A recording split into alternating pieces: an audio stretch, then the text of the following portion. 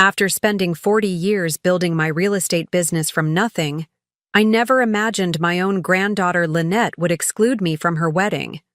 I'd helped raise her after my daughter Victoria's divorce, but once Lynette met her fiancé's wealthy family, I became an embarrassment. What she didn't know was that the prestigious Rosewood Estate where she desperately wanted to be married had been my most treasured acquisition 5 years earlier, a secret I'd kept even from my family. Before we jump back in, tell us where you're tuning in from, and if this story touches you, make sure you're subscribed, because tomorrow I've saved something extra special for you. I still remember the day the invitation arrived for every member of our family, except me. That same afternoon, I received a call from Tobias, Lynette's fiancé, inquiring about a last-minute booking at Rosewood Estate. They had no idea they were speaking to the grandmother who apparently wasn't good enough to witness their vows. For 3 decades, I had poured everything into building a life for my family, sacrificing my own comforts to ensure my children and grandchildren would never know the poverty I had experienced. My story begins in the small town of Millfield, where I was born to parents who worked the land but never owned it. My father died when I was 16, leaving my mother and me with nothing but debts and dreams. I married young to Augustine, a kind man with ambition but little business sense. When he lost our savings in a failed venture, I took matters into my own hands. While raising Victoria and her brother Philip, I started buying small, neglected properties, renovating them myself on weekends, and selling them for modest profits. Augustine thought I was foolish at first, questioning why I would spend our grocery money on a dilapidated cottage when we barely had enough to feed ourselves. Because one day that cottage will feed us for years, I told him. And I was right. Property by property, I built a small empire while working as a receptionist at the local doctor's office. The townsfolk knew me as the quiet woman who answered phones and scheduled appointments. Few realized I owned half the rental properties in the east end of town. Victoria never understood my drive. "Why do you keep buying these old buildings, Mother? Why not enjoy life a little?" she would ask. I never told her that each property was insurance against the kind of desperation I had known in my youth. Each deed was a promise that my children and grandchildren would always have options I never had. When Victoria's marriage to Gerard fell apart, I was there to help raise Lynette while Victoria rebuilt her life. Those years were precious to me. Teaching Lynette to bake in my kitchen, helping with her homework at my dining table, listening to her teenage dreams while we painted the walls of my newest acquisition together. "Grandma," she once said while we scraped old wallpaper, "I want to be just like you when I grow up." How quickly those sentiments would change. As Lynette entered her 20s, she began to distance herself from me. The properties I owned were no longer charming projects we worked on together, but embarrassing reminders of her grandmother's common background. When she met Tobias Harrington, whose family owned a chain of luxury hotels, the transformation was complete. Suddenly, my granddaughter, who once proudly helped me install kitchen cabinets, now winced when I mentioned my latest renovation. I saw less and less of her, receiving occasional phone calls that grew shorter and more perfunctory. Then came the dinner at Victoria's house last Christmas, where Lynette announced her engagement, deliberately avoiding my gaze as she described the lavish wedding they were planning. "We're trying to book Rosewood Estate," she gushed to the table. "Tobias's parents know the owners. Well, they think they do." I nearly choked on my wine. 5 years earlier, I had purchased Rosewood through a holding company, keeping my ownership private to avoid the social complications that came with being known as the landlady in our small town. The elegant Georgian mansion on 50 acres of manicured gardens had been my most significant investment, one I'd made thinking it might someday host family weddings. I never imagined I would be excluded from the first one.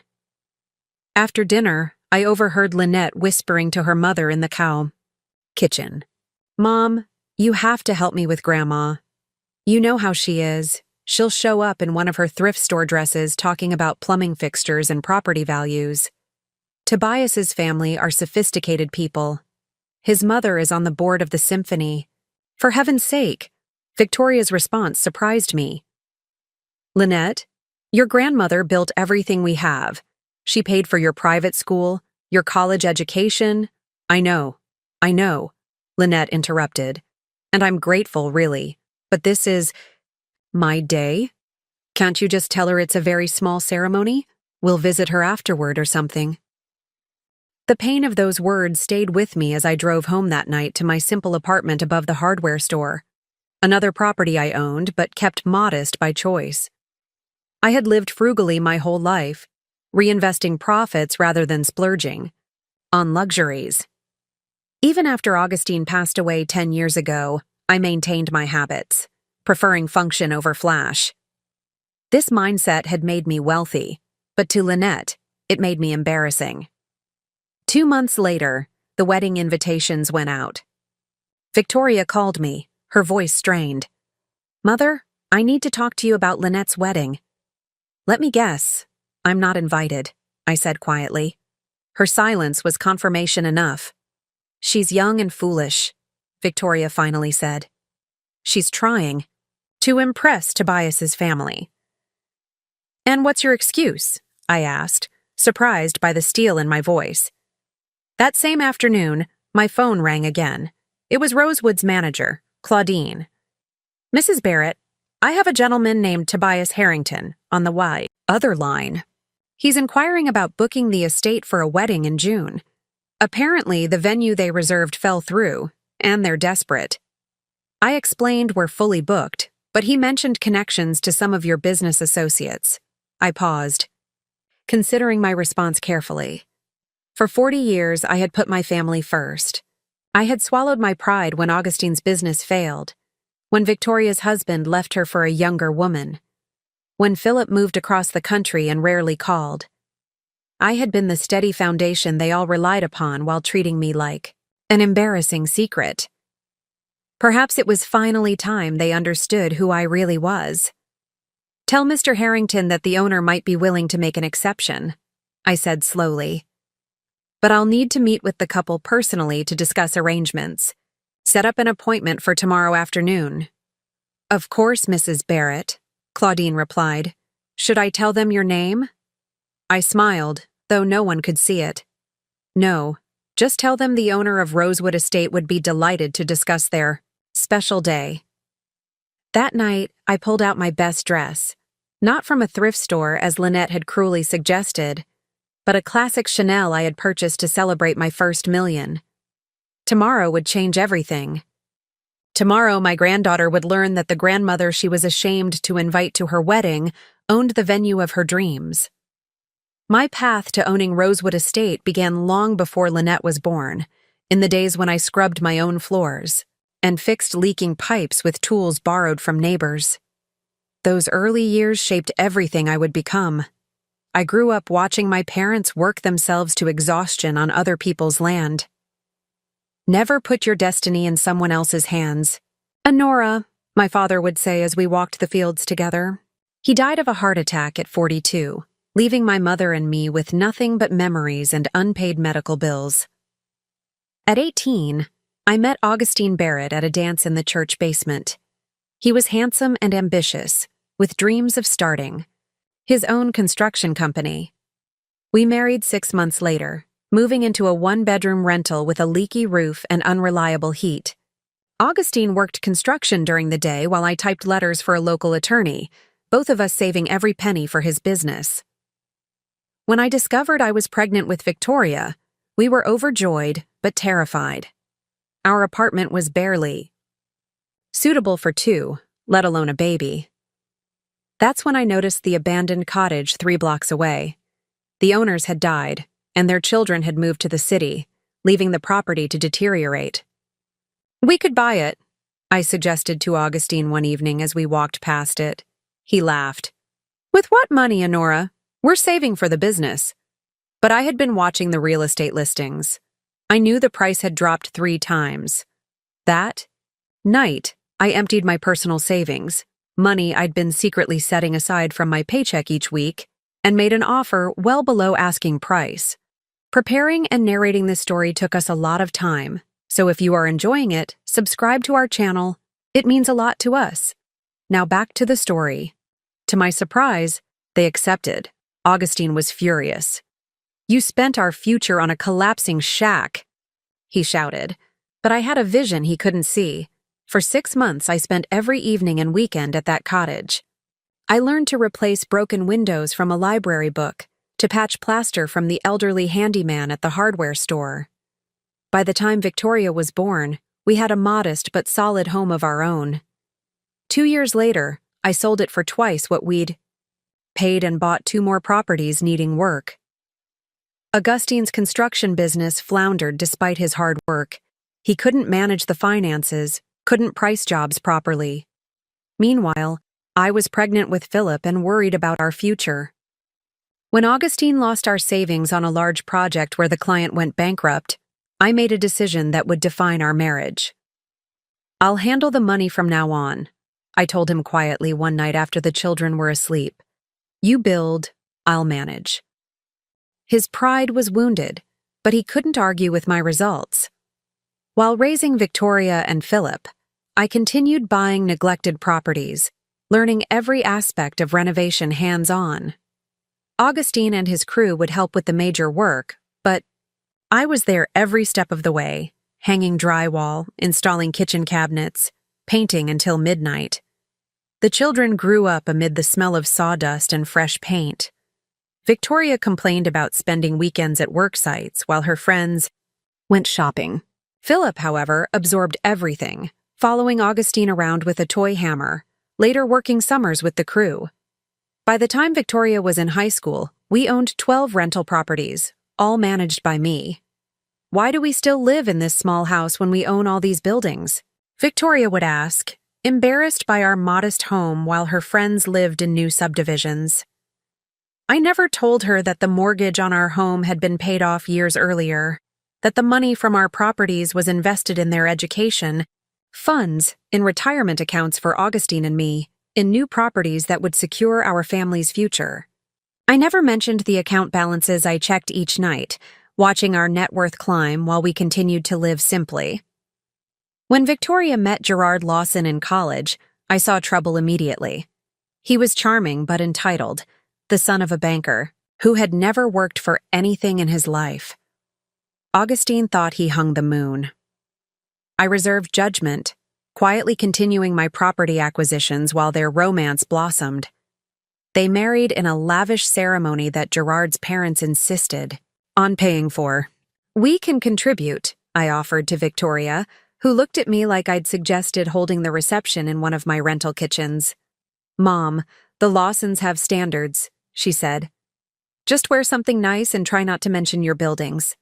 Wore a designer dress I found at a consignment shop and bit my tongue through the entire event while the Lawsons treated Augustine and me like quaint country relatives.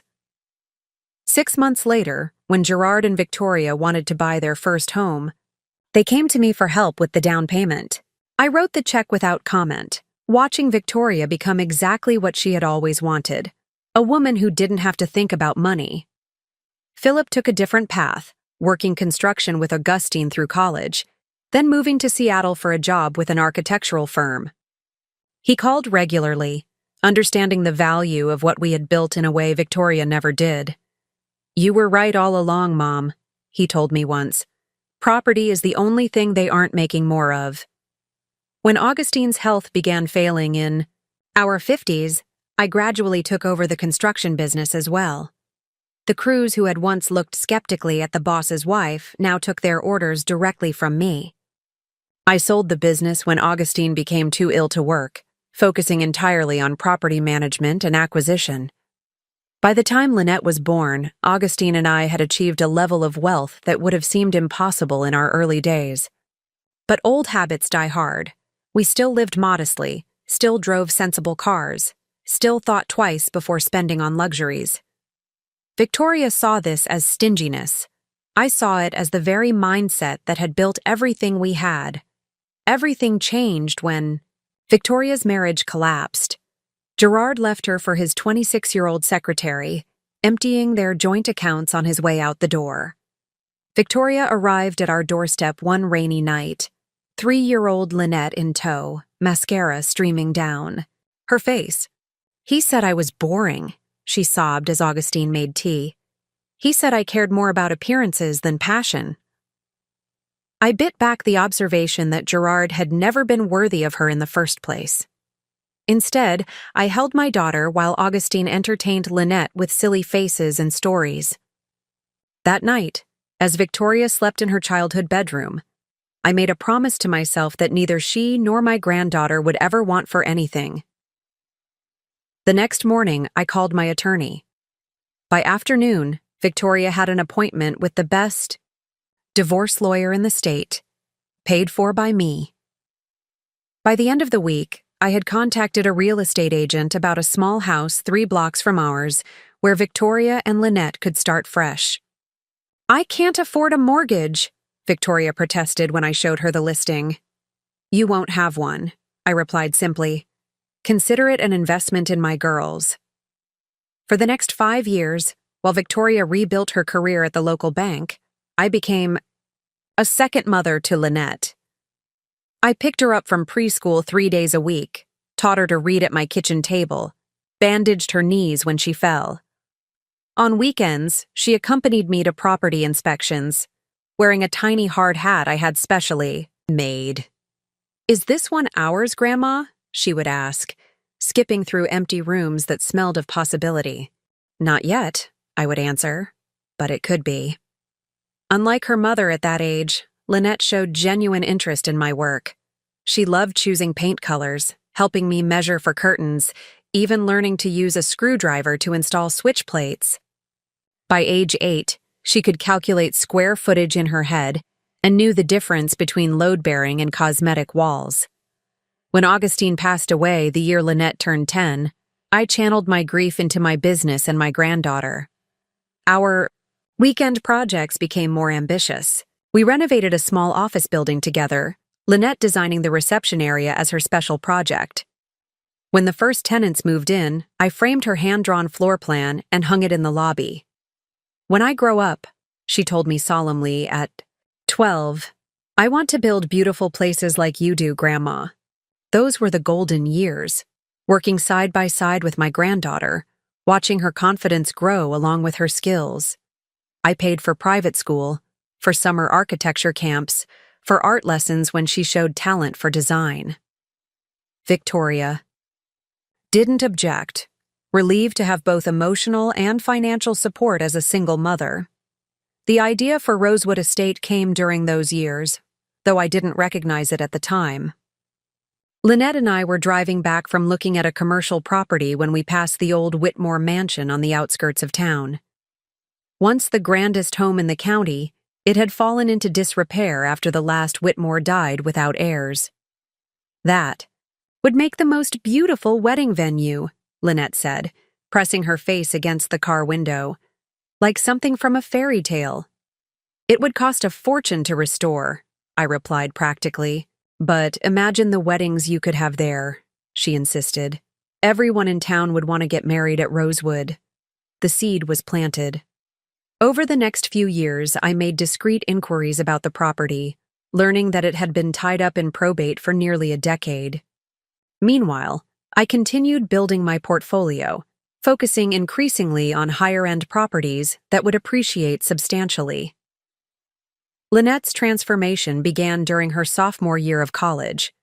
She'd chosen to attend the prestigious Langford University, 2 hours away, close enough to visit, but far enough to experience independence. I'd paid her tuition in full, set up a modest monthly allowance, and helped her find a comfortable apartment near campus. Victoria worried I was spoiling her, but I saw it as an investment in her future. "She needs to focus on her studies," I told Victoria. "Not on working part-time jobs like we did." For the first year, Lynette called weekly, visited monthly, and continued to show interest in my latest projects. She was studying interior design with a minor in business. A perfect combination for eventually joining my company, I thought. During winter and summer breaks, she still accompanied me to properties, offering increasingly sophisticated insights about layouts and finishes. Then came the alumni gala. Victoria couldn't attend, but I gladly accompanied Lynette to the black tie event where students networked with successful graduates. I wore a simple but elegant black dress, designer but understated, as was my way. Lynette seemed uncharacteristically nervous as we entered the grand ballroom. "There are some really important people here, Grandma," she whispered. "The Harringtons might be here. They own like half the luxury hotels on the East Coast." I squeezed her hand reassuringly. "Just be yourself. You have nothing to prove to anyone." But I soon realized Lynette had other ideas about the evening. When introduced to the dean of the design school, she mentioned her family's interest in real estate, but quickly steered the conversation toward her coursework, never once mentioning the practical experience she'd gained working alongside me. Later, when I began telling a prominent architect about the structural challenges we'd overcome in renovating the old factory building downtown, Lynette deftly changed the subject. "Grandma loves her little projects," she said with a laugh that made my heart contract. "I'm more interested in large-scale commercial design. Little projects." The factory renovation had been a $3.2 million undertaking that had transformed an abandoned industrial eyesore into the most sought-after office space in town. But I held my tongue, watching my granddaughter navigate the room with increasing confidence and increasing distance from me. Then I met Tobias Harrington. Tall, conventionally handsome, with the easy confidence of someone who has never worried about money. He approached as I stood alone at the edge of the room, Lynette having drifted away to chat with classmates. "You must be Mrs. Barrett," he said, extending his hand. "Lynette has told me about you." "All good things, I hope," I replied with a smile. "Oh, yes. She mentioned you have quite the collection of rental properties in your hometown. My family's in real estate as well, though on a somewhat different scale." The condescension in his tone was subtle, but unmistakable. Before I could respond, Lynette appeared at his side, her eyes widening with something close to panic. "Tobias, I see you've met my grandmother." Her hand slipped through his arm possessively. "Grandma was just about to get some fresh air, weren't you?" I recognized the dismissal for what it was.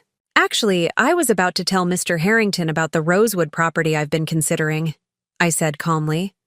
"Oh, Grandma has her eye on this old rundown mansion," Lynette explained hurriedly. "It's a bit of a fantasy project." "Not so rundown. Or fantastical," I corrected gently. "The Whitmore Estate. I've been watching it for years." Tobias's eyebrows rose. "Whitmore? As in Rosewood Estate?" "My parents looked at that property a few years back. Decided against it. Too much work for too little return." Charming idea, though. The conversation moved on, but something had fundamentally shifted. I watched Lynette that evening, laughing too brightly at Tobias's jokes, deferring to his opinions, minimizing her connection to me. I saw her becoming Victoria all over again, ashamed of the very foundation that had given her every advantage. In the months that followed, Lynette's calls became less frequent, her visits home rare and hurried. When she did come, she brought stories of weekend trips to Tobias's family estate in the Berkshires, gallery openings in New York, sailing excursions on his father's yacht. Our shared projects were set aside, replaced by a world I had never sought to enter. During her senior year, I rarely saw her at all. The few times we spoke, she seemed distracted, mentioning internship opportunities at prestigious firms, always somehow connected to Tobias's family connections. I continued to pay her expenses without comment, watched from a distance as she was gradually absorbed into the Harrington orbit. Meanwhile, I channeled my disappointment into action. After years of waiting, the Whitmore property, Rosewood Estate, finally became available. The price was steep even for me, but I saw potential others missed. I created a holding company to purchase it, hiding my ownership behind layers of corporate paperwork. It wasn't that I was ashamed of owning it. I simply preferred to keep my business affairs private, as I always had. For 2 years, I poured resources into restoring Rosewood to its former glory. I hired the best historical preservationists, landscape architects, and craftsmen.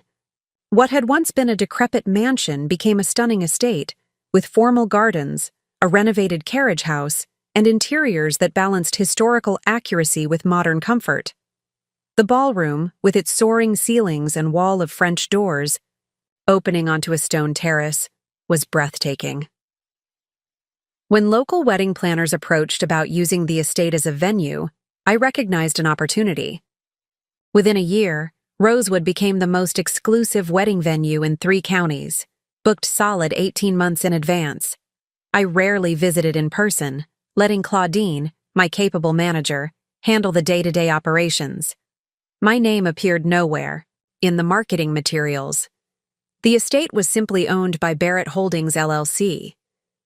I took a certain satisfaction in this secret success, especially as Lynette drifted further away. After graduation, she took a position at a design firm in the city, a position I suspected had more to do with Tobias's influence than her portfolio. Her calls home became even more infrequent, her comments about my outdated design sense more pointed.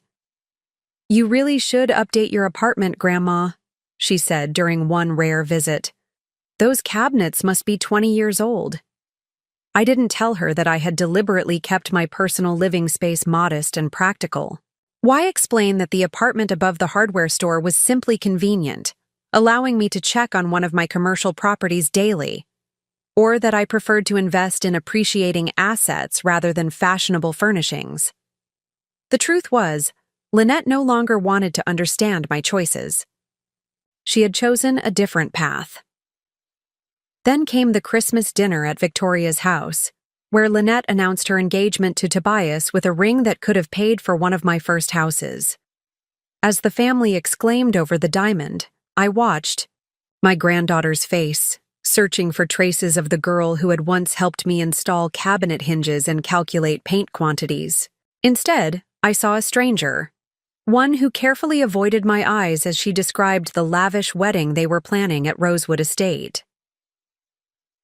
The wedding invitations arrived on a Tuesday in early April. Victoria called that evening, her voice unnaturally bright as she described the heavy cream envelopes with gold foil lettering. "So elegant, Mother. Lynette said they cost nearly $30 each." "I'm sure they're lovely," I replied, waiting for her to acknowledge what we both knew, that my invitation was conspicuously absent. The silence stretched between us before Victoria finally sighed. "Mother, about the wedding." "I noticed I haven't received an invitation," I said quietly, saving her the discomfort of having to explain. "It's not what you think," Victoria began, though we both knew it was exactly what I thought. "Lynette and Tobias are keeping it very intimate. His parents have certain expectations about the guest list. And those expectations don't include the bride's grandmother?" Victoria's voice dropped to a whisper. "The Harringtons are very particular about appearances. Tobias's father is a state senator now, and his mother chairs 3 different charitable foundations. They're inviting some very prominent people, and I'm not prominent enough," I finished for her. The pain was sharp but not surprising. I had watched this transformation happening for years, my granddaughter slowly severing ties with the parts of her life that didn't fit her new image. "It's not that," Victoria protested weakly. "It's just that Lynette feels you might not be comfortable in such formal surroundings. You've always preferred simpler gatherings." I almost laughed at the absurdity. I, who had negotiated multi-million-dollar real estate deals and managed a portfolio of properties that would make most investors envious, was supposedly too unsophisticated for a wedding reception. "I see," was all I said. "Mother, please understand. This is important to Lynette. The Harringtons are opening doors for her career that would normally take years to access. At the cost of her integrity," I observed. "That's unfair," Victoria said, her voice hardening. "She's just trying to fit into their world." "By pretending she doesn't come from ours," I replied. We ended the call with artificial pleasantries, both aware of the fracture that had just widened between us. After hanging up, I sat at my kitchen table, absently tracing the small scratch in the wood where Lynette had once pressed too hard with her pencil while doing homework. The same table where I'd taught her to measure ingredients for cookies, where we'd spread out blueprints for our weekend projects, where she'd once proudly announced she wanted to be just like me when she grew up. I might have let it go, might have accepted the exclusion with quiet dignity, sent a generous gift, and waited for Lynette to eventually realize what she had thrown away.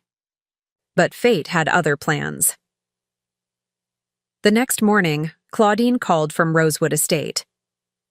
"Mrs. Barrett, we have a situation with a wedding booking. The Harrington Barrett wedding in June?"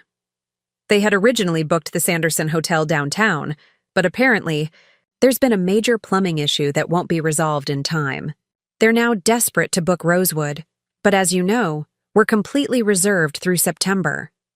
I felt a cold clarity settle over me. "The Harrington Barrett wedding," I repeated slowly. "That would be Tobias Harrington and Lynette Barrett?" "Yes, that's right," Claudine confirmed. I explained we're fully booked, but Mr. Harrington was quite insistent. He mentioned his father knows Senator Gladwell, who apparently attended an event at Rosewood last fall and is an investor in some of your other properties.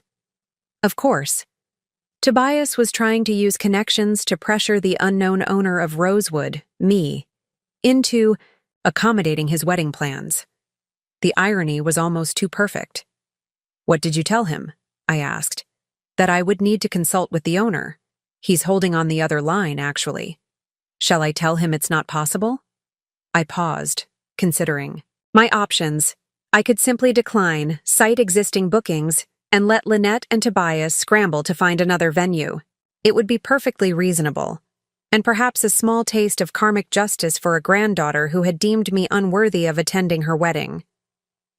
But another idea began to form, one that would reveal the truth in a way no one could ignore. T4. "Mr. Harrington that the owner might be willing to make an exception," I said slowly. "But I'll need to meet with the couple personally to discuss arrangements. Set up an appointment for tomorrow afternoon." "Of course, Mrs. Barrett," Claudine replied. "Should I tell them your name?" "No," I said after a moment. "Just tell them the owner of Rosewood Estate would be delighted to discuss their special day." After hanging up, I walked to my closet and pushed aside the practical clothes I wore for property inspections and tenant meetings. At the back hung the few designer pieces I had allowed myself over the years. Investments for important business negotiations rather than everyday wear. I pulled out a cream Armani suit I had purchased for signing the Rosewood deal but had never worn. Tomorrow would be its debut. That evening, my phone rang repeatedly. Victoria, then Lynette, then Victoria again. I let the calls go to voicemail, listening as their messages grew increasingly excited about the possibility of securing Rosewood Estate after all. Not once did either of them mention my exclusion from the wedding. Not once did they connect the dots between my surname and the mysterious owner of Rosewood who might accommodate their last-minute request. "Grandma, it's Lynette. I have amazing news. The owner of Rosewood Estate might let us book for June. Tobias says it's practically unheard of. We have a meeting tomorrow with the owner. I'm so nervous. This place is absolutely perfect. I've dreamed of getting married there since I was a little girl. Call me back when you get this." I smiled sadly at the irony. She had indeed first dreamed of Rosewood as a wedding venue when she was little, sitting beside me in my car, imagining its potential long before I had transformed that potential into reality. Now she would see it through adult eyes, never knowing how her childhood dream had influenced my decision to purchase and restore the estate. In bed that night, I thought about what tomorrow would bring. The shock on Lynette's face when she realized who owned the venue she coveted. The awkward explanations she would have to make to Tobias and his family. Part of me felt a guilty anticipation at the comeuppance, but mostly I felt a profound sadness. When had my sweet, curious granddaughter, the one who had once been so proud of our shared projects, become someone who would exclude me from one of the most important days of her life?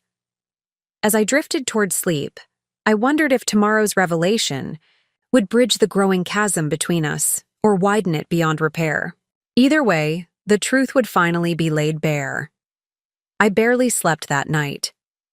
Every time I closed my eyes, I saw Lynette's face, not as the poised, image-conscious young woman she had become, but as the little girl who had once followed me through half-renovated houses, asking endless questions about load-bearing walls and proper insulation, the child who had been so proud to help me choose paint colors and cabinet hardware, the teenager who had sketched her first design concepts at my kitchen table.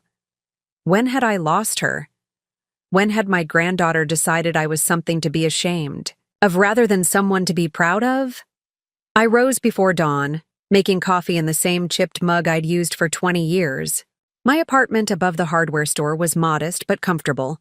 Hardwood floors I had refinished myself, kitchen cabinets I had installed with Augustine before his health failed, windows that overlooked the town square where I had built or renovated nearly half the buildings. This was my world, the one I had created through decades of hard work and careful investment. The one Lynette now found embarrassing. As I dressed in my cream Armani suit, applied subtle makeup, and styled my silver hair, I tried to prepare myself emotionally for the confrontation to come. Would Lynette be mortified? Angry? Would she see the irony in seeking the perfect venue from the very grandmother she had deemed unworthy to attend? Or would she simply see it as another opportunity to leverage our connection for her benefit, without acknowledging the hurtful exclusion? My phone buzzed with a text from Victoria. "Lynette is so excited about Rosewood. Thank you for pulling strings, Mother. I knew you'd understand how important this is to her." The message stopped me cold. Victoria thought I had somehow intervened to help secure the venue, using my connections to benefit the granddaughter who had excluded me. She assumed I would simply accept my role as the helpful but invisible benefactor, providing advantages while remaining tactfully out of sight. A fresh wave of pain washed over me, so intense I had to sit on the edge of my bed. It wasn't just Lynette's rejection that hurt. It was Victoria's complicity in it. My own daughter, whom I had supported through divorce and single motherhood, now expected me to quietly accept being erased from one of the most significant family events. I drove to Rosewood Estate with my hands gripping the steering wheel so tightly my knuckles turned white. The winding driveway lined with century-old oaks was especially beautiful in spring, with dogwoods and redbuds blooming beneath the larger trees. I had personally overseen the restoration of the grounds, insisting on historically accurate landscaping, while adding subtle modern lighting and irrigation. Claudine met me at the service entrance, her expression concerned. "They're waiting in the main parlor, Mrs. Barrett. The young lady has been walking through the rooms, exclaiming over every detail. She seems particularly enchanted with the garden terrace." "Does she know who she's meeting?" I asked. "No, I've been careful not to mention your name, though I must say the resemblance between you and the bride is quite noticeable. I'm surprised they haven't made the connection." "People often see what they expect to see," I replied, smoothing my jacket. "And they certainly aren't expecting me." I asked Claudine to give me a moment before announcing me. Standing alone in the hallway, I gazed at my reflection in the antique mirror I had personally restored. The woman looking back seemed both familiar and strange, dressed in expensive clothes I rarely wore, about to confront the painful truth that my own granddaughter was ashamed of me. For a moment, I considered retreating. I could send Claudine in with some excuse about the owner being unavailable. I could have her offer the venue as a generous gesture, allowing Lynette her perfect day without the awkwardness of confrontation. It would be easier, certainly. More dignified, perhaps. But it would solve nothing. The rift would remain, possibly widen, as Lynette continued to compartmentalize her life, the ambitious young designer engaged to a Harrington, completely separate from the granddaughter of a self-made property investor who lived above a hardware store. I heard Lynette's voice through the partially open door, bright with excitement. The moldings are exquisite, exactly the kind of historical detail I've been telling you about, Tobias. Whoever restored this place had incredible taste. That whoever was me, the grandmother whose taste she had recently dismissed as outdated. Took a deep breath and nodded to Claudine, who stepped into the parlor. Ms. Barrett, Mr. Harrington, the owner of Rosewood Estate, is here to meet with you.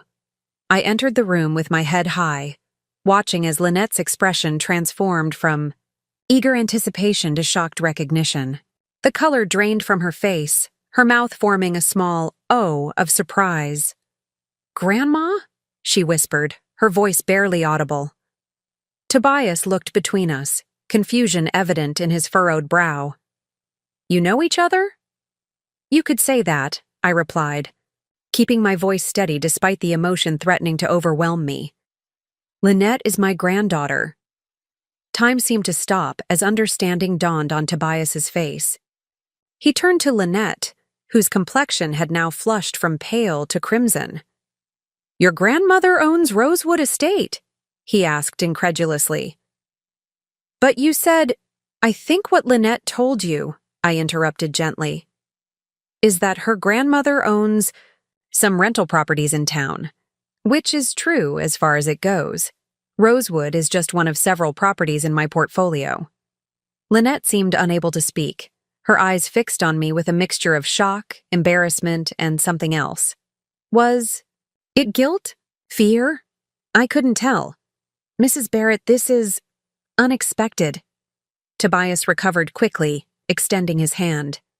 "Lynette has mentioned you, of course, but she never indicated you were, that is, that I owned the venue you're so desperate to secure for your wedding?" I finished for him. "The wedding to which I wasn't invited?" The words hung in the air between us. Tobias's hand dropped slowly to his side, his confident demeanor faltering. "There's been a misunderstanding." Lynette finally managed, her voice thin. "We were planning to invite you, of course, but your future in-laws might find me embarrassing," I said quietly. "A grandmother who works with her hands, who lives modestly, who doesn't fit the image you're trying to project." Tears welled in Lynette's eyes. Whether they were tears of shame at being caught or genuine remorse, I couldn't tell. The bright, curious granddaughter I had adored was now a stranger to me, her priorities and values as foreign as another language.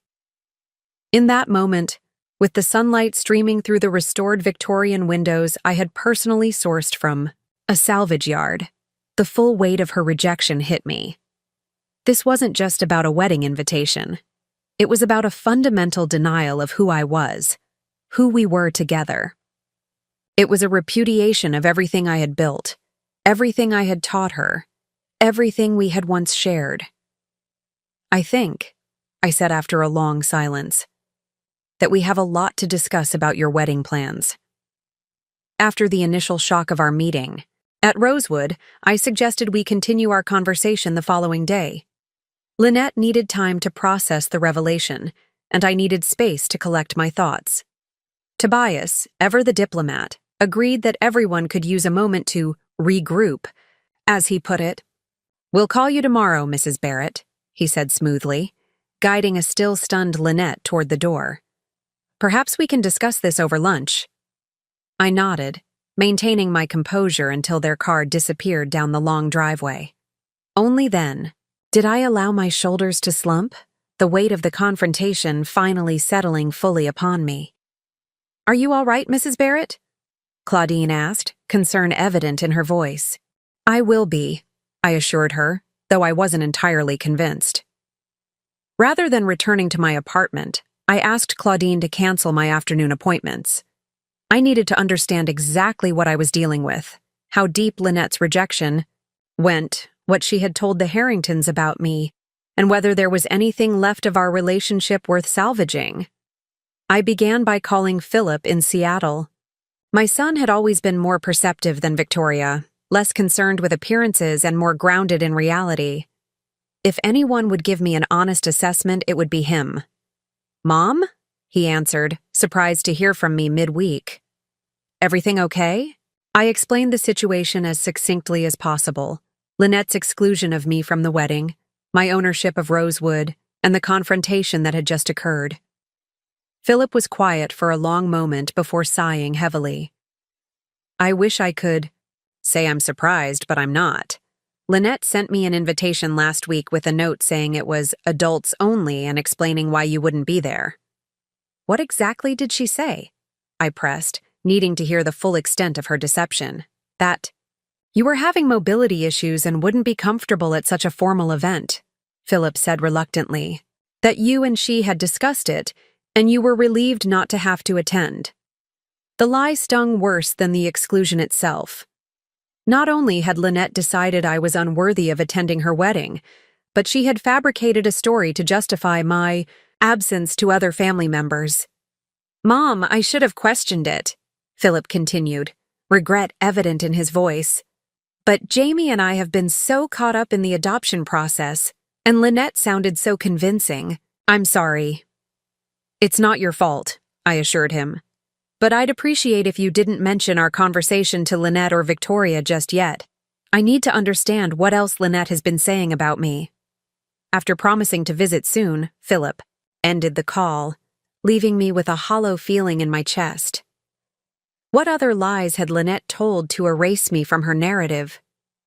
My next call was to my old friend Meredith, whose granddaughter was in the same social circle as Lynette.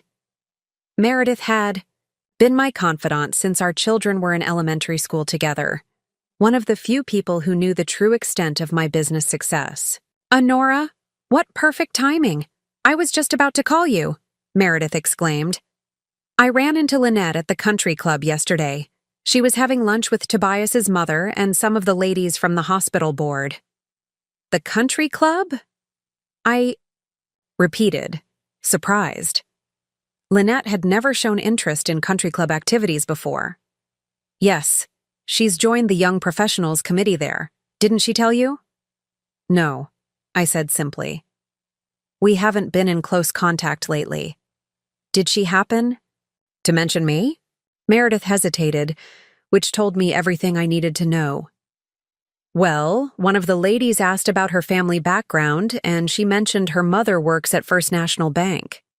When Mrs. Harrington asked about her father's side, Lynette said her paternal grandparents were both deceased, and her maternal grandmother had been a receptionist who was now retired and living quietly. A receptionist, living quietly. Not a lie, exactly, but so far from the whole truth that it might as well have been. I had indeed worked as a receptionist decades ago, while building my real estate business on the side, but to reduce my entire life's work to that early job was a deliberate minimization. Did she mention anything about the wedding? I asked, keeping my voice neutral. Only that it would be at Rosewood Estate. Mrs. Harrington seemed quite impressed that they'd secured it, said her husband had tried to buy the property years ago, but couldn't reach an agreement with the owners. Lynette looked quite pleased with herself. After ending the call with Meredith, I drove to Victoria's house, not to confront her but to observe. I parked down the street, watching as Victoria arrived home from work. The house, which I had helped her purchase after the divorce, was modest but in an upscale neighborhood, perfect for a bank manager's salary. What struck me now was how she hurried inside without acknowledging the elderly neighbor watering his garden, how she carried herself with a stiffness that reminded me of how she had been after marrying Gerard. As twilight settled over the neighborhood, I saw Lynette's car pull into the driveway. She and Victoria embraced briefly before hurrying inside, their body language suggesting urgency. I could imagine the conversation. Lynette explaining the shocking discovery that her grandmother owned Rosewood, Victoria expressing disbelief, or perhaps calculating how this might actually work to their advantage. I drove to my building downtown, but instead of going up to my apartment, I entered the small office on the ground floor that served as headquarters for Barrett Properties. It was after hours, but my assistant Anita was still there, organizing files for our upcoming tax preparations. Mrs. Barrett, I wasn't expecting you this evening, she said, looking up from her desk. I need to see something, Anita. Can you pull the files on all the properties I've purchased for Victoria and Lynette? And the education accounts? Anita raised an eyebrow but didn't question further. She had been with me for 15 years and knew most of my family's financial arrangements. Within minutes, she had laid out the relevant folders on the conference table. I spent the next 2 hours reviewing the documentation of my financial support for my daughter and granddaughter over the years. Victoria's house, purchased outright, in my name, and transferred to her for a nominal sum. Lynette's education fund, which had paid for private school, and her entire college education without loans. The startup funds I had set aside for Lynette's eventual design business, which she had never asked about. The trust that would one day make both of them independently wealthy, which they knew nothing about. It wasn't that I needed reminders of. My generosity, I had never kept score or expected gratitude.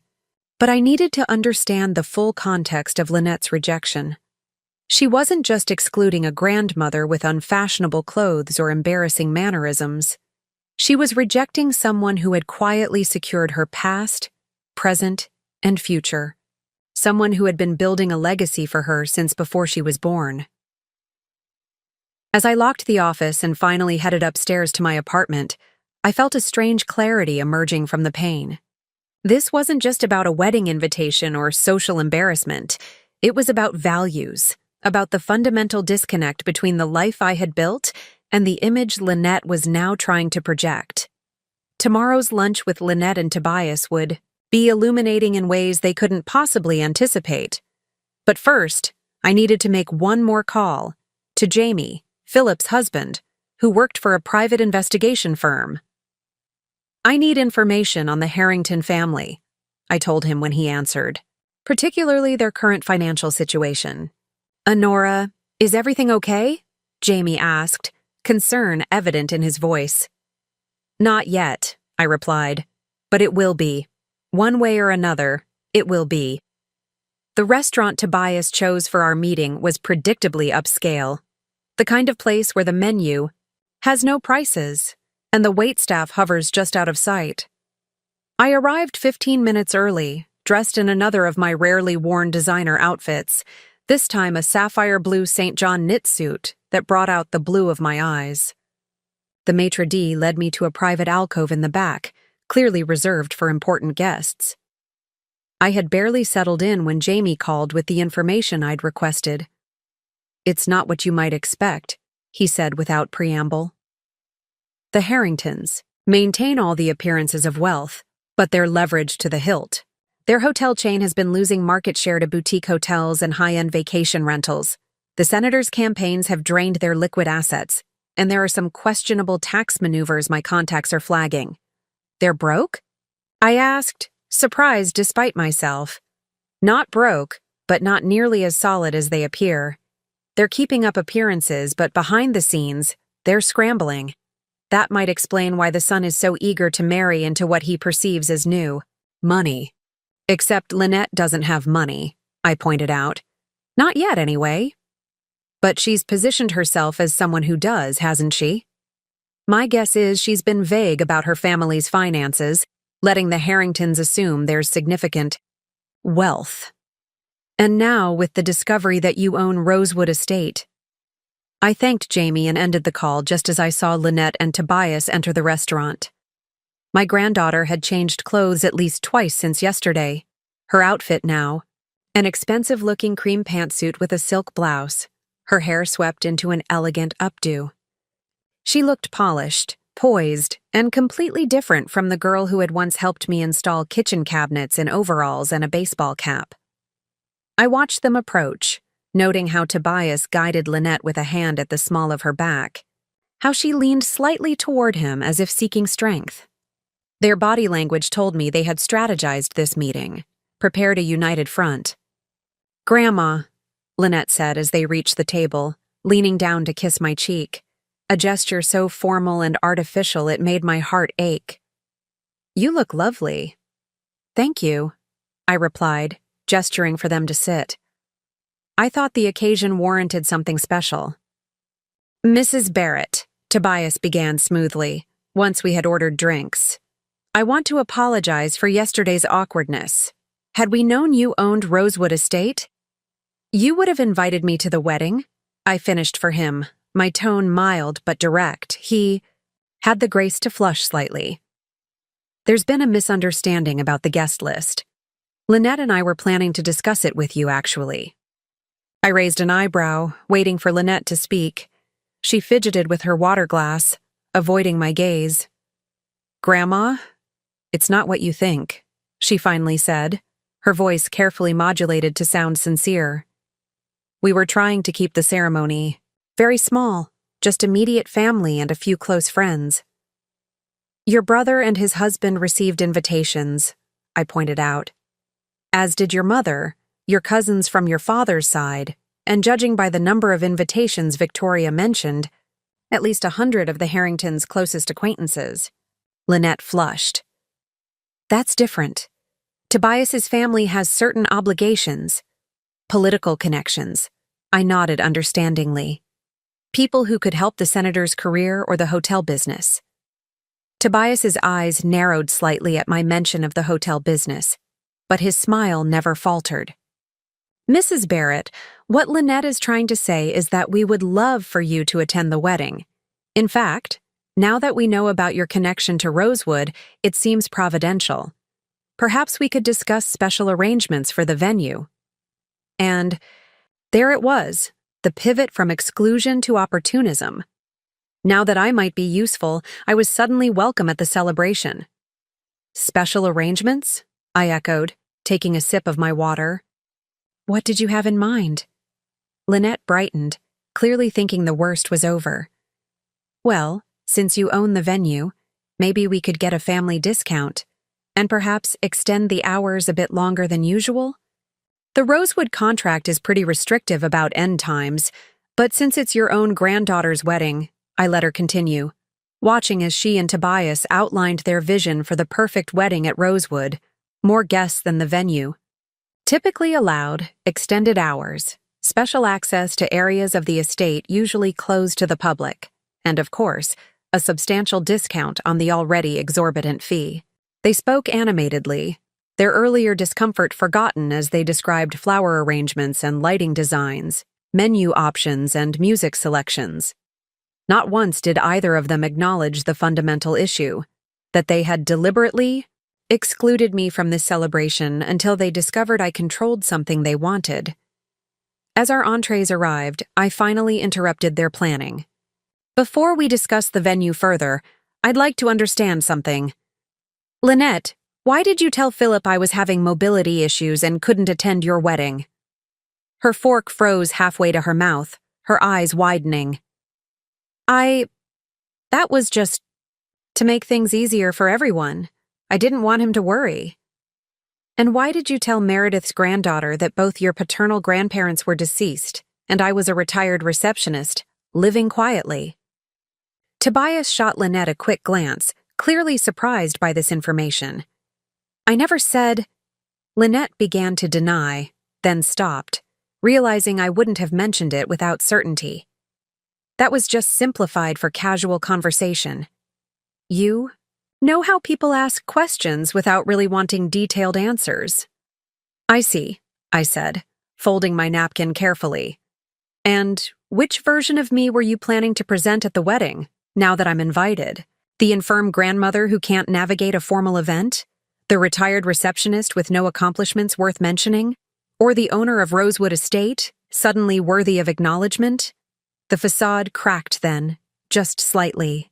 Lynette's carefully maintained poise faltered, her eyes filling with tears that I suspected were as much from frustration as remorse. Grandma, that's not fair.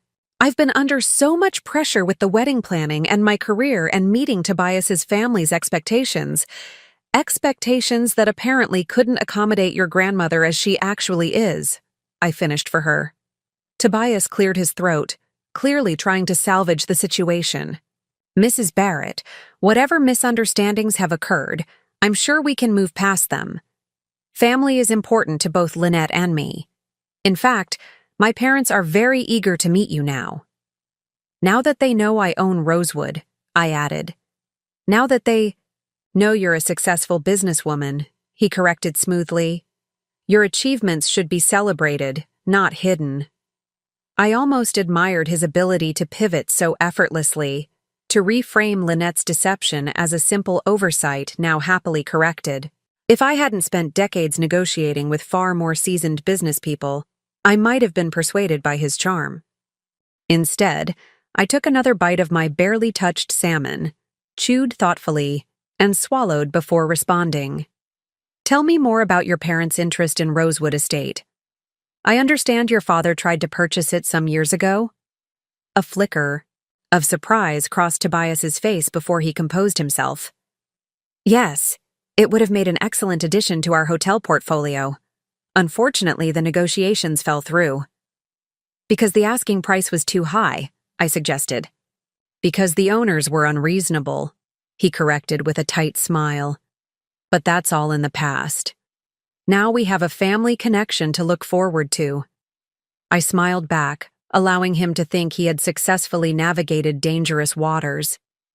For the remainder of the lunch, I played along with their performance, the doting grandmother suddenly included, the happy couple graciously welcoming me into their plans, the excited discussion of wedding details that had been ongoing for months, without my input. After the lunch with Lynette and Tobias, I drove directly to Rosewood Estate. I needed to clear my head, to think through my next steps away from the artificial politeness of that restaurant. The estate had always been a sanctuary for me, the one property in my portfolio that I had purchased not just as an investment, but as a labor of love. Claudine met me at the entrance, her expression concerned. "How did it go, Mrs. Barrett?" "About as expected," I replied, managing a small smile. "They'd like a family discount, extended hours, and special access to the West Wing. Oh, and I'm suddenly invited to the wedding?" "How generous of them," Claudine said dryly.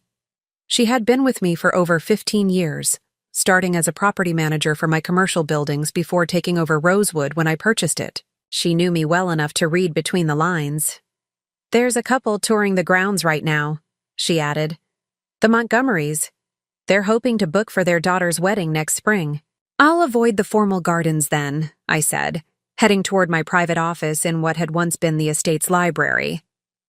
As I settled behind the antique mahogany desk, one of my few indulgences during the restoration, the full weight of the situation settled on my shoulders. Lynette's deception hurt deeply, but now I had to decide how to respond. I could simply refuse to host the wedding, but that felt petty. I could agree to their requests, allowing them to use the venue while maintaining the fiction that they had graciously included me after the misunderstanding. Or I could find another path, one that would reveal the truth without destroying relationships permanently. A soft knock at the door interrupted my thoughts. "Mrs. Barrett, there's someone here to see you." "A Mr. Lawson?" I stiffened. Gerard Lawson, Victoria's ex-husband and Lynette's father, was the last person I expected to encounter today. "Send him in," I said after a moment's hesitation. Gerard entered looking much as he had when I last saw him nearly 20 years ago, though his once dark hair was now silver at the temples. He still carried himself with the confident air of the banker's son, though time had softened the arrogance I remembered. "Honora," he said, offering his hand. "It's been a long time." "It has," I agreed, shaking his hand briefly. "What brings you to Rosewood Estate?" "Lynette called me," he said, settling into the chair across from my desk without being invited. She was quite upset. About being caught in a lie, or about discovering her grandmother owns the venue she's desperate to book? I asked, more sharply than I intended. Gerard had the grace to wince. Both, I imagine, though she framed it rather differently. "I'm sure she did." He studied me for a moment before leaning forward. "Honora, I didn't come here to defend Lynette's actions. What she did was wrong, but I did come to offer some context that might help you understand." I raised an eyebrow, waiting. "When Victoria and I divorced, you stepped in completely. You provided financially, emotionally, You became the stable force in Lynette's life while Victoria and I were falling apart. You taught her practical skills, values, a work ethic I frankly wish I had instilled. But, I prompted, sensing where this was heading. But I also failed her in important ways, Gerard admitted. After the divorce, I was inconsistent. When I did see her, I compensated for my absence with extravagance, expensive gifts, fancy restaurants, trips abroad when I could afford them. I wanted her to have the lifestyle I grew up with, the one I thought I'd always provide. You spoiled her, I translated. I created an impossible standard, he corrected. I showed her glimpses of a world of privilege, then disappeared back into my own problems, leaving her to reconcile those experiences with the more modest life she led with Victoria and with you. I considered his words, recognizing the truth in them. While I had taught Lynette practicality and the value of hard work, Gerard had introduced her to a world of privilege and status. No wonder she had been so easily drawn into Tobias's orbit, so ready to reinvent herself as someone who belonged in that world. That doesn't excuse cutting me out of her wedding, I said finally. No, it doesn't, he agreed. Nothing excuses that, but it might help explain her susceptibility to the Harringtons' influence. You know them? I asked, surprised. Gerard's expression hardened slightly. I know Senator Harrington from banking circles. His family's finances have been precarious for years, though they maintain appearances admirably. I suspect they see Lynette as a fresh injection of capital through Tobias. Except Lynette doesn't have capital, I pointed out. Not yet, anyway. But they believe she will, through you. Victoria may have mentioned your success in real estate, and they've drawn their own conclusions. He hesitated. There's something else you should know. Tobias has been through 2 broken engagements in the past 3 years, both times to women from wealthy families. This was new information, something Jamie hadn't uncovered. You think he's pursuing Lynette for financial reasons? I think the Harringtons have expectations about who their son marries, and those expectations involve financial stability the family increasingly lacks. We sat in silence for a moment, the implications settling between us. Finally, I asked the question that had been nagging at me since his arrival. Why are you telling me this, Gerard? After 20 years of minimal contact with Lynette, why involve yourself now? He looked down, seemingly gathering his thoughts before meeting my gaze again. Because I failed her once, and I don't want to fail her again. Because despite our differences, I know you've always wanted what's best for her. And because I received an invitation to a wedding that conspicuously excluded the woman who did more for my daughter than I ever did. His honesty surprised me. The Gerard I remembered had been too proud to acknowledge others' contributions, too focused on appearances to admit his own shortcomings. I'm not asking you to forgive Lynette's behavior, he continued, but I am asking you to help me make sure she doesn't make a mistake she'll regret for the rest of her life. If she's marrying Tobias for the right reasons, fine. But if she's being manipulated or manipulating herself into a marriage based on false pretenses and social climbing, she deserves better. What exactly are you proposing? I asked, intrigued despite my lingering hurt. An alliance of sorts. You control the venue they desperately want. I'm the father who's expected to pay for a wedding that's already over budget. Together, we might have enough leverage to at least slow things down, to create space for Lynette, to reconsider her choices, all of her choices. I studied him, looking for signs of the entitled, dismissive man who had once treated me as irrelevant. Instead, I saw genuine concern, regret, and a humility that years and perhaps failures had taught him. I have a meeting with Tobias's parents tomorrow, I said finally. They've suddenly decided they want to meet the grandmother Lynette never mentioned. Gerard smiled slightly. Of course they do. Now that they know you own Rosewood Estate? Exactly. I think it's time the Harringtons and Lynette understand exactly who they've been dismissing. I paused, considering the possibilities this unexpected alliance offered. Are you free tomorrow afternoon, Gerard? I think the senator and his wife might benefit from meeting both of Lynette's supposedly estranged parents at once. His smile widened to a grin that reminded me, oddly, of Lynette as a child.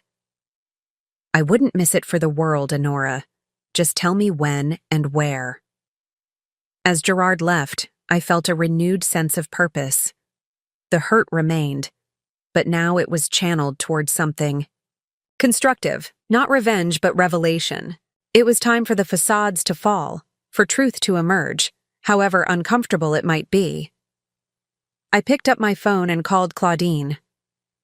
I need you to arrange something special for tomorrow's meeting with the Harringtons. And please call Philip. See? If he and Jamie can fly in by the weekend, this wedding situation is about to get interesting. That evening, I sat in my apartment above the hardware store, surrounded by photo albums I hadn't opened in years. Pictures of Victoria as a child helping Augustine measure lumber. Philip's first summer working construction. Lynette in her tiny, hard hat, proudly holding a paintbrush next to a wall we had painted together. What had happened to that curious, enthusiastic child who had once been so proud to learn from me? When had my values and knowledge transformed from precious wisdom to embarrassing reminders of a background she wanted to escape? My phone buzzed with a text from Victoria. Mother, Lynette told me about lunch. I'm so glad you've worked things out. The wedding will be perfect at Rosewood. I set the phone down without replying. Victoria's willingness to overlook her daughter's deception and her own complicity in it, for the sake of securing the venue, was telling. Like Lynette, she saw my discovery as a fortunate turn of events rather than a painful revelation of their true feelings. As midnight approached, I made my decision. Not in anger or revenge, but with the clarity that comes from recognizing a fundamental truth. I had allowed myself to be taken for granted for far too long. I had worked in the shadows, providing financial security and practical support while asking little in return. I had accepted being marginalized, being treated as the embarrassing relation whose contributions were welcome, but whose presence was not. No more. I spent the next few hours at my desk, working methodically through files and making notes. By dawn, I had a clear plan, not to punish Lynette or humiliate the Harringtons, but to ensure that whatever happened next would be based on truth rather than illusion. My first call was to my attorney, Harold, who had managed my legal affairs for decades. I need some documents drawn up immediately, I told him, explaining my requirements in detail. Are you sure about this, Honora? He asked when I had finished. It's quite a significant restructuring. I've never been more certain, I replied. How quickly can you have the papers ready? For you, by this afternoon. But I want to register my professional concern. These changes are substantial. Noted, I said, but they're necessary, and long overdue. Next, I called Claudine to finalize arrangements for the afternoon meeting with the Harringtons at Rosewood. I wanted everything perfect, not to impress them, but to establish the context for what would follow. The West Parlor, I think, I told her. And please have refreshments ready. The good china and silver, fresh flowers from the cutting garden. Of course, Mrs. Barrett. And will Mr. Lawson be joining you as planned? Yes, along with my son Philip and his husband Jamie. They're flying in this morning. I had called Philip after my conversation with Gerard, explaining not just the situation with Lynette, but my decision about how to address it. To my relief, he had immediately offered to come, understanding intuitively what was at stake. By mid-morning, a courier arrived with the documents from Harold.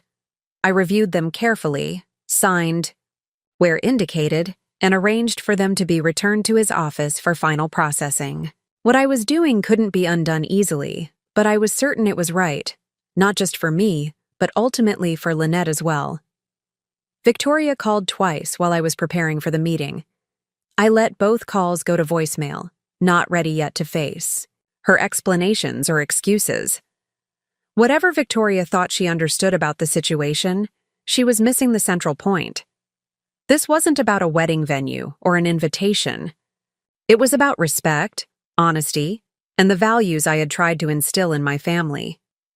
I dressed with particular care, choosing a tailored navy dress that conveyed authority without ostentation.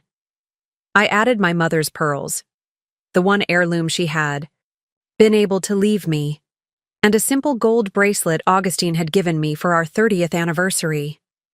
These tokens of my past seemed especially important today as I prepared to shape my future, and perhaps Lynette's as well. As I drove to Rosewood, I found myself unusually calm. The hurt remained, of course. That wouldn't disappear overnight. But it had been channeled into resolve, into a determination to address the underlying issues rather than merely the symptoms. Philip and Jamie were waiting in the driveway when I arrived, having come directly from the airport. Philip embraced me warmly, his tall frame still reminiscent of Augustine's despite the silver threading through his dark hair. "Mom, you look formidable," he said with a smile. "The Harringtons won't know what hit them." "This isn't about hitting anyone," I reminded him. "It's about clarity." "And truth," Jamie added, kissing my cheek, "which some people find more devastating than any blow." Gerard arrived minutes later, looking uncharacteristically nervous in a well-cut suit. "Honora," he greeted me, then turned to Philip with visible surprise. "Philip, it's been years." 22? Give or take, Philip replied coolly. He had never forgiven Gerard for the pain the divorce had caused Victoria, regardless of the complexities involved. "Shall we focus on the present situation?" I suggested, guiding them toward the house. "The Harringtons will be here in 30 minutes, followed by Lynette and Tobias." Inside, Claudine had arranged everything perfectly. The west parlor, with its views of the formal gardens, had been my favorite room during the restoration. I had personally selected the antique Persian carpet, restored the original crown molding, and chosen the artwork, understated landscapes by local artists rather than showy pieces designed to impress. "Philip, did you bring the documents I asked for?" I inquired as we settled in. He nodded, opening his briefcase to extract a folder. "Everything's here. The property records for Rosewood, the original purchase agreement, the current market valuation, and the portfolio summary you requested." I reviewed the materials quickly, satisfied that they provided the factual foundation I needed. Then I outlined my plan to the three men, explaining exactly what I intended to do and why. Gerard whistled low. "That's definitive." "It's fair," I corrected. "And necessary." "Lynette won't see it that way," he warned. "At least not initially." "I'm not concerned with her initial reaction," I replied. "I'm concerned with her long-term welfare. And with the truth." Philip studied me with a mixture of admiration and concern. "Mom, are you absolutely sure about this? Once you set this in motion?" "I'm sure," I interrupted gently. "I've had 40 years to build something meaningful. It's time to be clear about what that meaning is and who shares in it." Jamie checked his watch. "They'll be here any minute. Last chance to reconsider." I shook my head, gathering the documents into a neat stack and placing them on the side table. "No reconsideration?" "Necessary. For the first time in years, I know exactly what I'm doing and why." As if on cue, Claudine appeared at the door. "Mrs. Barrett, the Harringtons have arrived." I stood, smoothing my dress and squaring my shoulders. Today would change everything. My relationship with Lynette, her understanding of her past and future, perhaps even her choice of husband. It was not a decision I had made lightly, but it was one I was prepared to stand behind. "Show them in," I said. It's time they met the real Honora Barrett. Senator Maxwell Harrington and his wife Elaine swept into the parlor with the practiced confidence of people accustomed to commanding attention. He was tall and distinguished with perfectly coiffed silver hair and the kind of tan that suggested regular golf outings. She was slender and elegant in an expensive St. John suit, not unlike ones in my own rarely worn collection. Her blonde hair arranged in a sophisticated updo that probably required an hour at an exclusive salon. "Mrs. Barrett," the senator said, extending his hand with a politician's smile. "What a pleasure to finally meet you. Tobias has told us so much about Lynette's family." I doubted that very much, considering Lynette had been systematically minimizing my existence, but I simply smiled and shook his hand. "Senator Harrington, Mrs. Harrington, welcome to Rosewood Estate." Elaine Harrington's eyes darted around the room, taking in the elegant furnishings, the original artwork, and, most notably, the presence of 3 men she hadn't expected to see. "I hope you don't mind, but I've asked a few family members to join us," I explained, gesturing to where Philip, Jamie, and Gerard stood. "My son Philip and his husband Jamie are visiting from Seattle, and of course you know that Gerard is Lynette's father." A flicker of surprise crossed Elaine's face. "Of course. How lovely to have everyone together." I made the introductions, watching as the senator shifted smoothly into networking mode, asking Philip about his architectural firm and engaging Gerard with questions about the banking industry. Elaine, meanwhile, settled onto the sofa with the practiced grace of someone who had attended countless society events. "Mrs. Barrett, I must say, Rosewood is even more beautiful than I imagined," she said, accepting a cup of tea from Claudine. "You've done a remarkable job with the restoration. Did you work with Westfield Interiors? They did our summer house in the Hamptons." "No, I managed the restoration myself," I replied. "I have quite a bit of experience with historic properties." Her eyebrows rose slightly. "How fascinating. Tobias mentioned you were in real estate, but I had no idea you were so hands-on." Before I could respond, the door opened again, and Lynette and Tobias entered. My granddaughter froze momentarily at the sight of her father and brother in the room, clearly not expecting their presence. Tobias, ever the diplomat, recovered more quickly. "Dad, Mom, you've met Mrs. Barrett," he said, moving forward to kiss his mother's cheek. "And Mr. Lawson, good to see you again. Philip, Jamie, what a nice surprise." Lynette remained near the door, her expression a mixture of confusion and apprehension. "Dad? Philip, what are you doing here?" "Supporting you, of course," Gerard replied smoothly. "When I heard about the wonderful news regarding the wedding venue, I reached out to your grandmother, and since Philip and Jamie were planning to fly in for the wedding anyway, they decided to come early. This was a fabrication we had agreed upon. No need to reveal that I had orchestrated this gathering, at least not yet." Lynette's eyes found mine, filled with questions and a hint of suspicion. I simply smiled and gestured for her to join us. "Come in, dear. We were just getting acquainted." As she crossed the room to sit beside Tobias on the love seat opposite his parents, I noticed how she mimicked Elaine's posture, how she had styled her hair in a similar updo. The transformation was subtle but unmistakable. My granddaughter was methodically recreating herself in the image of her future mother-in-law. "Now, Mrs. Barrett," Senator Harrington began once everyone was settled, "Tobias tells us you might be able to accommodate their wedding here at Rosewood, despite your usual booking policies. We're prepared to be quite generous to ensure Lynette has the perfect day." "Please, call me Honora," I replied. "And yes, I'm certainly considering making an exception for my only granddaughter's wedding." "Wonderful," Elaine exclaimed. "We've already spoken with Andre about the flowers. He did the governor's daughter's wedding last year, and Tobias's godfather has offered his catering service at cost. Of course, we'll need to expand the guest list somewhat. The original venue could only accommodate 200, but I understand Rosewood can handle up to 250 with the right arrangement." I glanced at Lynette, who was staring at her hands in her lap. Clearly, she had not been consulted about these expansions to her wedding plans. "Actually," I said, "Rosewood's capacity is 180 when using both the ballroom and terrace. any more than that would violate our safety protocols and insurance requirements. Oh, but surely for family, Elaine began. Mother, Tobias interjected with a warning glance. I'm sure we can work within those constraints.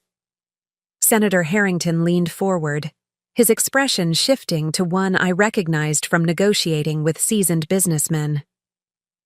Honora, we understand. You've built quite an impressive portfolio of properties over the years. Lynette mentioned you own several commercial buildings downtown, in addition to Rosewood. She did? I asked, genuinely surprised. Given Lynette's efforts to minimize my accomplishments, this seemed out of character. Well, not in so many words, he admitted. But Tobias and I did a bit of research after discovering your ownership of Rosewood. Barrett Properties owns quite a significant percentage of commercial real estate in the area, doesn't it? And there it was, the real reason for their sudden interest in meeting me. Not to welcome the grandmother of their future daughter-in-law, but to assess the financial possibilities I represented. Yes, I've been fortunate in my investments, I replied non-committally. Modest as well as successful, Elaine commented with a smile that didn't quite reach her eyes. You know, Maxwell and I were just discussing how refreshing it is to meet someone who's achieved so much while maintaining such discretion about their wealth. Philip caught my eye, a slight smirk playing at the corner of his mouth. He had always been perceptive about people's motivations, and the Harringtons' interest in my financial status was hardly subtle. Speaking of discretion, I said, reaching for the folder Philip had brought, I thought it might be helpful for everyone to have a clear understanding of certain arrangements before we proceed with wedding plans. Lynette straightened, her expression wary. Grandma, what arrangements? I opened the folder and extracted several documents, placing them neatly on the coffee table. These are the property records for Rosewood Estate, including the purchase agreement from 5 years ago when I acquired it through Barrett Holdings, LLC. Is that really necessary right now? Tobias asked, a hint of impatience in his voice. I believe it is, I replied calmly. You see, when I purchased Rosewood, I had a specific vision for its future, not just as a wedding venue or event space, but as part of a legacy for my family. Senator Harrington's expression sharpened with interest. A legacy? Do elaborate. I'd be happy to, I said, meeting Lynette's increasingly anxious gaze. But first, I think it's important that we all acknowledge why we're really here today. To discuss the wedding venue, of course, Elaine said quickly. No, I corrected gently. We're here because Lynette excluded me from her wedding plans until she discovered I owned the venue she wanted. We're here because the Harringtons suddenly found me worth meeting once they realized my financial position. And we're here because it's time for the truth to be acknowledged before any further plans are made. A heavy silence fell over the room. Lynette's face had drained of color, while Tobias shifted uncomfortably beside her. The senator's expression remained carefully neutral, though a muscle twitched in his jaw. Only Elaine seemed genuinely flustered, her perfectly manicured hand fluttering to her pearl necklace. Now, I continued, lifting another document from the folder, I believe we should discuss exactly what Rosewood Estate means for Lynette's future and for all of our next steps. Grandma? Lynette interjected, her voice tight with anxiety. This isn't necessary right now. We're just here to discuss the wedding arrangements. On the contrary, I replied, my voice gentle but firm. It's entirely necessary. Before we discuss any wedding arrangements, we need clarity about where we all stand. I turned to the Harringtons, maintaining a calm demeanor despite the tension filling the room. Senator, Mrs. Harrington, I understand you've done some research on my business holdings. What exactly are you hoping to learn? The senator recovered quickly, his political instincts kicking in.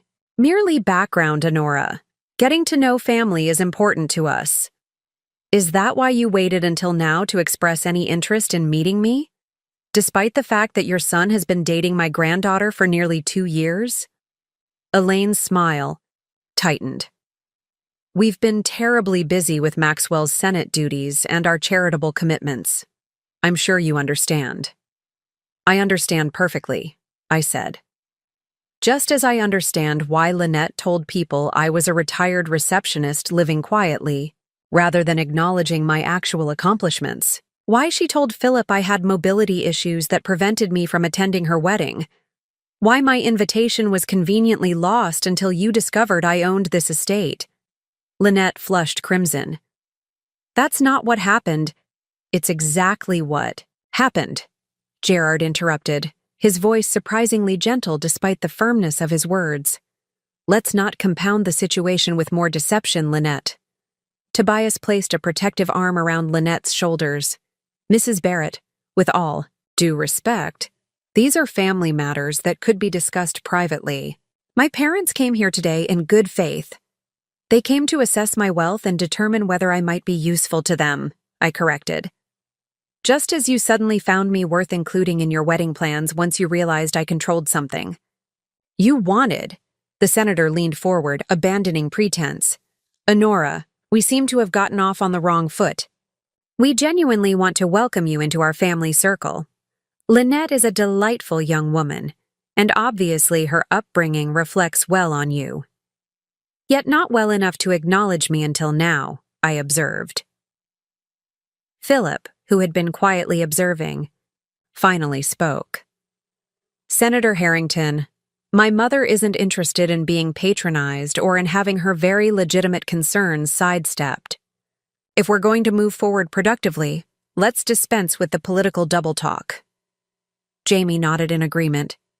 We're all here because Lynette deliberately excluded her grandmother from her wedding, then suddenly changed course when she discovered who owned Rosewood Estate. Those are the facts. The question is where we go from here. Elaine Harrington's composure faltered. This is also unnecessary. We're simply trying to arrange a beautiful wedding for the young couple. If there have been misunderstandings— This wasn't a misunderstanding, I said quietly, looking directly at Lynette. It was a deliberate choice to erase me from your narrative because you were ashamed of who I am. Or perhaps more accurately, of who you thought I was. Tears welled in Lynette's eyes. I wasn't ashamed. Tobias's family is so established, so prominent. I wanted to fit in. By pretending your background was different than it is? By hiding the grandmother who helped raise you because I don't fit your image of what a successful person looks like? Tobias straightened, his jaw tightening. Mrs. Barrett, Lynette has been under considerable pressure. My family does have certain social expectations. She was simply trying to navigate a complex situation. At my expense, I noted, and at the expense of her own integrity. The senator, sensing the conversation spinning beyond his control, attempted to redirect. Perhaps we should focus on the present. Honora, you clearly care about Lynette, and we all want what's best for her. Surely we can find common ground in ensuring she has the wedding she deserves at this beautiful estate you've created. I turned my attention to him, noting the calculating look in his eyes despite his conciliatory words. Yes, let's talk about Rosewood. Senator, I understand your family considered purchasing this property years ago? He nodded, seemingly relieved by the change of subject. We did. It would have made an excellent addition to our hospitality portfolio, but the timing wasn't right. The timing wasn't right, I repeated. Or perhaps the price wasn't right. According to my sources, the Harrington hotel chain has been struggling for some time. Declining occupancy, outdated properties requiring significant renovation, increasing competition from boutique accommodations and short-term rentals. The sudden stillness of both Harringtons confirmed Jamie's intelligence had been accurate. Tobias shifted uncomfortably, while Lynette looked between her fiancé and me with growing confusion. Business has its natural cycles, the senator said, dismissively, though the tightness around his eyes betrayed his discomfort. The Harrington name remains synonymous with luxury accommodations. And with significant debt, I added. Which makes me wonder about your sudden interest in my financial holdings and in ensuring your son marries my granddaughter now that you know about my success. Elaine's face flushed with indignation. Are you implying, I'm stating plainly, I interrupted, that your family's interest in mine seems to have materialized precisely when you discovered I had significant assets? Just as Lynette's desire to include me in her wedding coincided exactly with learning I owned Rosewood. Lynette stood abruptly. This isn't fair. You're twisting everything. I looked at my granddaughter, really looked at her, seeing both the poised young woman she had become, and the little girl who had once followed me around construction sites. Despite my hurt, my love for her remained unwavering, which is why I couldn't let this deception continue. Lynette, I said gently, when you were 12 years old, you helped me renovate the old McAllister building downtown. Do you remember what you said when we finished? She hesitated, then nodded reluctantly. I said I wanted to build beautiful places like you did. And I told you that the most beautiful things we build aren't made of brick and wood, but of honesty and integrity. That without a solid foundation of truth, even the most impressive structure will eventually collapse. Tears spilled down her cheeks now. Grandma, please. You've been constructing a false image, Lynette, pretending to be someone you're not to impress people whose approval you think you need. But that kind of construction is fundamentally unstable. Tobias stood beside her, his arms still protectively around her shoulders. Mrs. Barrett, I think Lynette understands your point. There's no need to belabor it. I turned my attention to him. And you, Tobias. 2 broken engagements in 3 years, both to young women from wealthy families. Both ended when financial expectations weren't met. His face paled. Who told you? Does Lynette know about Charlotte Morrison and Rebecca Thornton? I asked. About how quickly your interest cooled when their family fortunes proved less accessible than anticipated. That's enough, Senator Harrington said sharply, standing to his full height. We came here in good faith, not to have our family dragged through the mud. You came here to evaluate my wealth and determine whether I might solve your financial problems through my granddaughter, I corrected.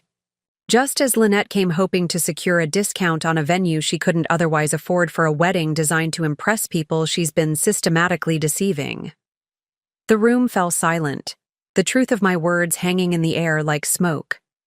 Lynette's tears flowed freely now, her carefully constructed facade crumbling under the weight of reality.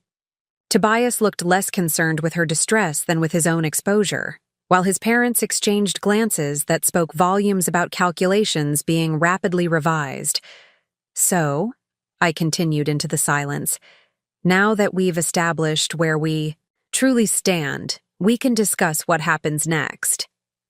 The tension in the room was palpable as I reached for the final set of documents in my folder. These papers represented not just legal arrangements, but the culmination of decades of work, careful planning, and values I had tried to instill in my family. 40 years ago, I began, my voice steady, I purchased my first property with money I had saved from my receptionist job. It was a small, dilapidated cottage that everyone, including my husband, thought was a terrible investment. I renovated it myself, sold it for twice what I paid, and used the profits to buy 2 more properties. I looked around the room, making eye contact with each person in turn.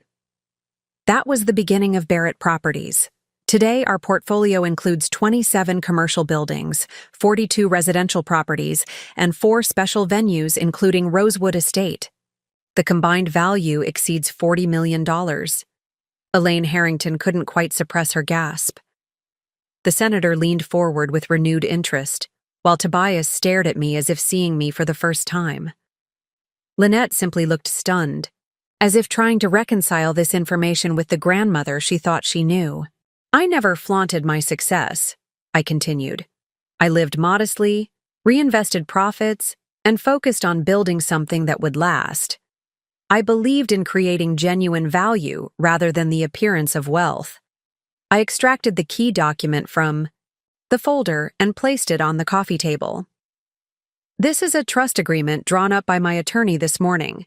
It restructures the ownership of Barrett properties, including Rosewood Estate, effective immediately. The senator reached for the document, but I gently placed my hand over it. Before you review this, I want everyone to understand why I'm doing this. This isn't about punishment or revenge. It's about legacy and values. I turned to Lynette, whose tears had subsided, replaced by a wary curiosity. When you were growing up, I tried to teach you the value of honest work, of substance over appearance, of building something meaningful rather than simply acquiring status symbols. Somewhere, along the way, you lost sight of those lessons. Grandma, she began, but I raised my hand slightly. Please let me finish, then you'll have your chance to speak. I took a deep breath and continued. I created Barrett Properties to ensure financial security for my family, yes. But more importantly, to pass on the values that guided its creation: integrity, diligence, responsibility, and gratitude. I slid the document toward the center of the table. This trust divides Barrett Properties into 3 segments. 30% will remain under my management during my lifetime, then transfer to a charitable foundation supporting women in construction and real estate development. The senator's brow furrowed at this, clearly disappointed that a significant portion would be directed away from family, and by extension, from any potential benefit to the Harringtons. Another 30%, I continued, is allocated to Philip and Jamie to be managed according to the principles that built the company in the first place. Philip nodded solemnly, aware of this provision from our earlier conversation. And the remaining 40%? The senator asked, his voice carefully neutral despite the obvious calculation happening behind his eyes. I turned to Lynette. That portion is designated for you, Lynette. Her eyes widened. Me? But, however, I continued, it comes with conditions. Tobias stiffened beside her, his interest unmistakable. What kind of conditions? I ignored him, keeping my focus on my granddaughter. The trust stipulates that before taking control of your portion, you must complete a 3-year apprenticeship with Barrett Properties, learning every aspect of the business from the ground up: property evaluation, renovation, management, tenant relations, financial planning, and corporate governance. The color drained from Lynette's face as she realized the implications. 3 years? During which time, I continued calmly, the assets remain in trust, with income reinvested rather than distributed. You would receive a fair salary for your work, but not access to the underlying assets or their full income potential. Senator Harrington's expression darkened. That's quite an onerous requirement for a young woman about to start married life. It's an opportunity to earn what she will inherit, I corrected. To understand its value by understanding how it was created. Elaine turned to Lynette, her dismay evident. Darling, 3 years is a very long time to defer your future plans. The implication was clear. 3 years was too long for the Harringtons to wait for access to the Barrett fortune. Tobias cleared his throat. Mrs. Barrett, while I appreciate your desire to ensure Lynette understands the business, surely there's a more expedient arrangement possible. Perhaps a shorter apprenticeship or some form of concurrent distribution. The terms are non-negotiable, I replied simply. And there's one more provision you should be aware of. I turned the page to reveal the final stipulation. The apprenticeship must be undertaken as a single woman. If Lynette marries before completing the 3-year term, her portion reverts to the charitable foundation. A stunned silence fell over the room. Even Philip and Gerard, who had known the broad outlines of my plan, seemed surprised by this final condition. That's outrageous, Senator Harrington sputtered, abandoning all pretense of diplomacy. You're essentially forcing her to choose between her fiancé and her inheritance. I'm asking her to pause and reflect before making a lifetime commitment, I corrected. to ensure that commitment is based on love and shared values rather than financial considerations or social climbing. Lynette stared at me, a complex mixture of emotions playing across her face: shock, hurt, anger, and perhaps a glimmer of something else. Understanding? Relief? "You don't think I love Tobias," she said softly. "I think you love the life you believe he represents," I replied with equal gentleness. "The status, the connections, the social position. I think you've been so focused on becoming someone the Harringtons would accept that you've lost sight of who you actually are." Tobias stood abruptly. "This is manipulative and controlling. You're using your money to dictate Lynette's personal choices." "No," I said firmly. "I'm ensuring the wealth I've created supports the values that created it. Lynette is free to choose whatever path she wishes. She can marry you tomorrow if that's what she truly wants. But she should make that choice with full awareness of what she's choosing and what she's giving up." The senator had been scanning the trust document as we spoke, his expression growing increasingly grim. "These terms are extraordinarily restrictive. I assume they're legally binding?" "Completely," I confirmed. "My attorney filed the paperwork this morning. The trust is already established and funded."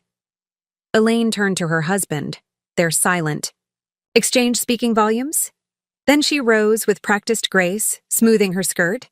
"I think perhaps we should give Lynette and her grandmother some privacy to discuss these arrangements. Family matters, after all." The transparent attempt to remove Lynette from my influence might have been amusing under different circumstances. But I simply nodded, understanding that the Harringtons needed to regroup and reassess, now that their plans for easy access to the Barrett fortune had been thoroughly derailed. "Of course," I said. "Claudine can show you to the terrace while we talk. The gardens are particularly beautiful this time of year." As the Harringtons reluctantly followed Claudine from the room, Tobias hesitated, looking back at Lynette. "Don't let her manipulate you," he said, his voice low but audible to everyone present.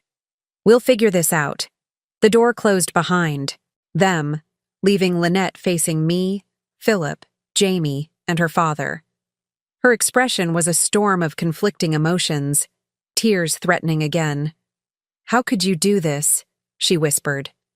"In front of everyone? It's humiliating." "The truth can be uncomfortable," I acknowledged, "but continuing the deception would have been far more damaging in the long run." Gerard moved to sit beside his daughter. "Lynette, your grandmother isn't doing this to hurt you. She's trying to protect you from making decisions you might regret forever." "By forcing me to choose between Tobias and money?" she asked bitterly. "By asking you to consider what truly matters to you," Philip corrected gently, "and whom you can trust to value you for yourself, not for what you provide access to." Lynette looked around at us, her family, who had assembled not to condemn her, but to help her see what she had been blind to. Her shoulders slumped slightly as the defensive anger began to give way to something more reflective. "The wedding at Rosewood," she said finally. "Was that ever actually possible?" I smiled softly at my granddaughter. "Rosewood has always been yours, Lynette. From the moment you pointed it out to me as a child and said it would make a beautiful wedding venue, I bought it with you in mind." Lynette's expression shifted from shock to confusion, then to a reluctant softening as my words sank in. "You bought Rosewood? For me?"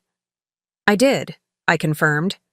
"After you pointed it out all those years ago, I began looking into it. When it finally became available, I saw it as a legacy project, something beautiful we could eventually share." "But you never told me," she said, a hint of accusation in her voice. "I was waiting for the right time," I admitted. "And then you began to pull away. Your calls became less frequent, your visits shorter and more perfunctory. When you did visit, you seemed embarrassed by my apartment, by my work clothes, by the very things we used to share." Lynette looked down at her hands, unable to deny the truth of my observation. "The more distance you created," I continued, the more I wondered if you'd even want to know about Rosewood, if you'd even want to be associated with something I had built. Philip leaned forward, his expression compassionate but firm. Lynette, do you remember when we were kids and Mom would take us to her properties on weekends? How excited you used to get about helping her? Lynette nodded reluctantly. Of course I remember. What changed? He asked simply. When did you start seeing her success as something to be ashamed of rather than proud of? Gerard, who had been quietly listening, finally spoke. I think I can answer that. It was my fault, at least partially. We all turned to him, surprised by this admission. After Victoria and I divorced, I was inconsistent in Lynette's life. When I did see her, I tried to compensate by showing her the lifestyle I thought she deserved. Expensive restaurants, high-end shopping, country club events. I wanted her to feel comfortable in the world I came from, the world she might have grown up in if things had been different. He looked directly at his daughter, regret evident in his expression. But I never taught you the value of what your grandmother was building. I never helped you see that her way of life, practical, focused on substance rather than appearances, was actually the more admirable path. Lynette's eyes filled with tears again. I just wanted to fit in. When I met Tobias and his family, they were so polished. They talked about summer houses and charity galas and political connections. I felt like I had to become someone else to belong in their world. Even if it meant rejecting the people who truly loved you, I asked gently. She flinched as if I'd slapped her. I didn't reject you. You excluded me from your wedding, I reminded her. You told people I was a retired receptionist with mobility issues. You created a narrative that erased everything I am, everything we've shared. Jamie, who had been observing quietly, spoke up. Lynette, in my work as an investigator, I've seen people reinvent themselves countless times. Sometimes it's necessary for growth, for moving beyond difficult circumstances. But when reinvention requires denying fundamental truths and betraying people who love you, it's not growth, it's self-destruction. A heavy silence fell over the room as Lynette absorbed these words. Through the French doors, we could see the Harringtons on the terrace, engaged in what appeared to be an intense discussion. Senator Harrington was gesturing emphatically while Elaine repeatedly shook her head. Tobias stood slightly apart, his expression unreadable from this distance. Finally, Lynette spoke, her voice barely above a whisper. What am I supposed to do now? Call off the wedding? Tell Tobias I need 3 years to learn the real estate business before we can get married? You're supposed to be honest, I said simply. With Tobias? With his family? With yourself? If your relationship is based on genuine love and shared values, a delay won't destroy it. If it's based primarily on social advancement and financial calculations, I let the implication hang unspoken. And what about the wedding? She asked. Everyone's already been invited. Deposits have been paid. It would be so humiliating to cancel. Gerard placed a hand on her shoulder. More humiliating than marrying someone who might be more interested in your grandmother's money than in you? Lynette's head snapped up, her eyes wide. Tobias isn't like that. He loves me. Then, he'll wait, Philip said gently. He'll support your decision to learn about your inheritance before you share it. He'll want you to understand its value and responsibility. And if he doesn't? Lynette's voice trembled slightly. Then you'll have learned something invaluable. Before making a lifetime commitment, I answered. The door opened, and Tobias re-entered alone, his expression carefully composed. Lynette, my parents are ready to leave. They think it would be best if we all took some time to process this new information. I studied his face, looking for signs of his true reaction to the trust arrangement. His politician's sun mask was firmly in place, but the tightness around his eyes and the slight clench of his jaw suggested barely contained anger or frustration. "Tobias," Lynette began uncertainly. "We need to talk about—" "Not here," he interrupted, glancing pointedly at the rest of us. "We should discuss this privately." I recognized the tactic immediately. Isolate Lynette from her family's influence. Work on her alone where she might be more susceptible to emotional manipulation. "Actually," I said, rising from my chair, "I think Lynette could use some time with her family right now. Perhaps you and your parents could return to your hotel, and Lynette can call you later when she's had a chance to consider her options." Tobias's mask slipped momentarily, revealing a flash of anger before he recovered. "Of course, Mrs. Barrett. Whatever you think is best for your granddaughter." The sarcasm in his tone was subtle but unmistakable. He turned to Lynette, his expression softening in a way that seemed calculated rather than genuine. "Call me when you're ready to talk, darling. Remember, we're a team.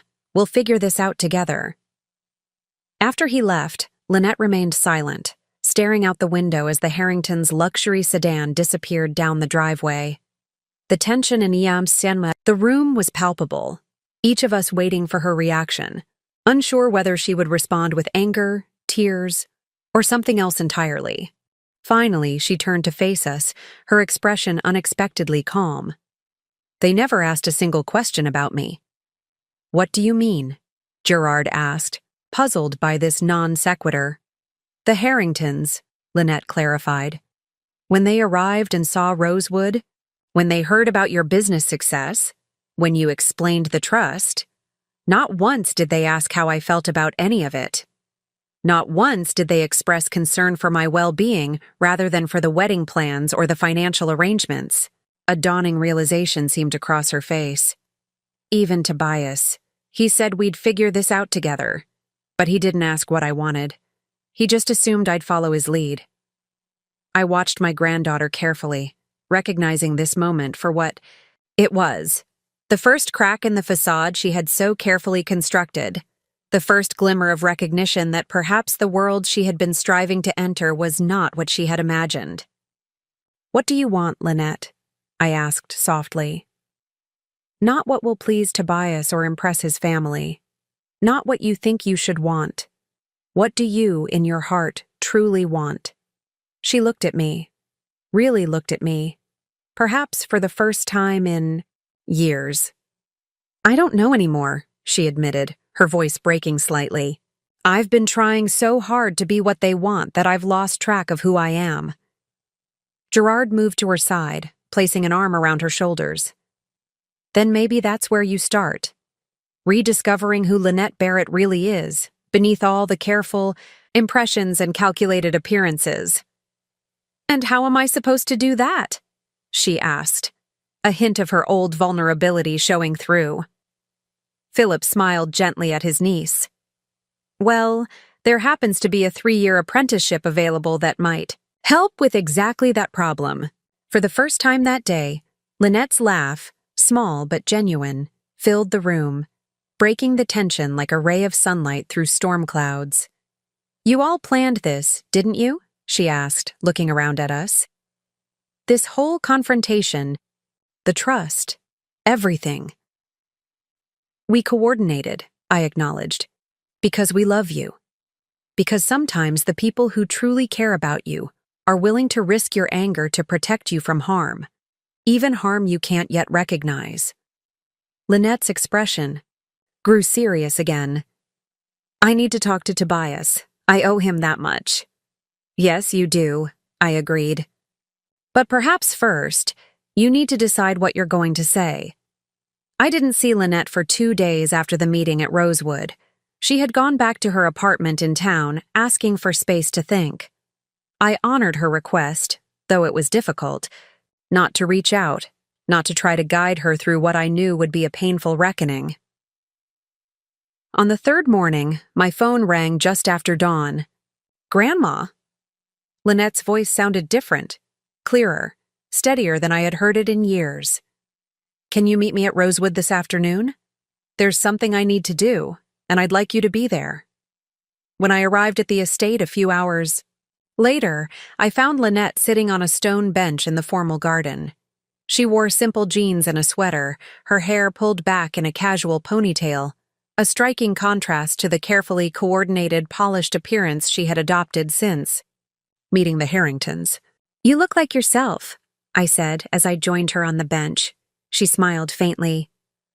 "I feel more like myself than I have in a long time." She gestured to the gardens around us. "I've been thinking about how much I used to love working on projects with you. Remember when I was 14 and you let me design the landscaping for that small office building downtown?" "The Barrett Medical Plaza," I nodded. "Your design won an award from the City Beautification Committee."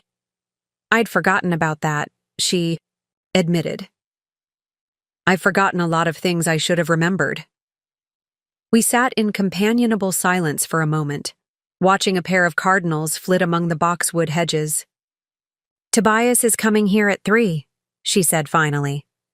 "I asked him to meet me here because I need to end things properly, in a place that represents who I really am, not who I was pretending to be." I reached for her hand, squeezing it gently. "Are you sure that's what you want?" "I'm sure," she replied, her voice steady. "I've spent the last 2 days really thinking about our relationship, about when it changed from something genuine to something performative. I realized it happened so gradually I didn't even notice. Each small compromise, each little adjustment to please him or his family, until I woke up one day as someone I didn't recognize." She turned to face me fully. "But the worst part wasn't changing for him. It was what I did to you, excluding you from my wedding, being ashamed of you instead of proud. I don't know if you can ever forgive me for that." "Oh, Lynette," I said softly. "I forgave you the moment you started to see the truth. That's what love does." Tears welled in her eyes, but she brushed them away. "I don't deserve your forgiveness, or the trust, or Rosewood, or any of it. It's not about deserving," I told her. "It's about belonging. You're my granddaughter. All of this was always meant for you. Not as a reward, but as a legacy. A foundation for you to build your own life upon." Before she could respond, we heard the crunch of tires on the gravel driveway. Tobias had arrived, precisely on time as always. "Would you like me to leave you alone for this?" I asked. She shook her head. "No, I'd like you to stay, if that's all right. I need to do this with witnesses, to make sure I don't waver, but also to show Tobias that I'm not hiding anymore, that I'm proud of who I am and where I come from." We watched as Tobias approached across the lawn, dressed impeccably as always, in a tailored suit despite the casual meeting. His expression was confident, even triumphant, as if he had already decided how this conversation would end. "Lynette, darling," he called as he drew near. "I've been so worried. You haven't answered my calls." "I needed time to think," she replied, remaining seated beside me. "About us, about the wedding, about what I really want." He glanced at me briefly, a flicker of annoyance crossing his face before his politician's sun mask slipped back into place.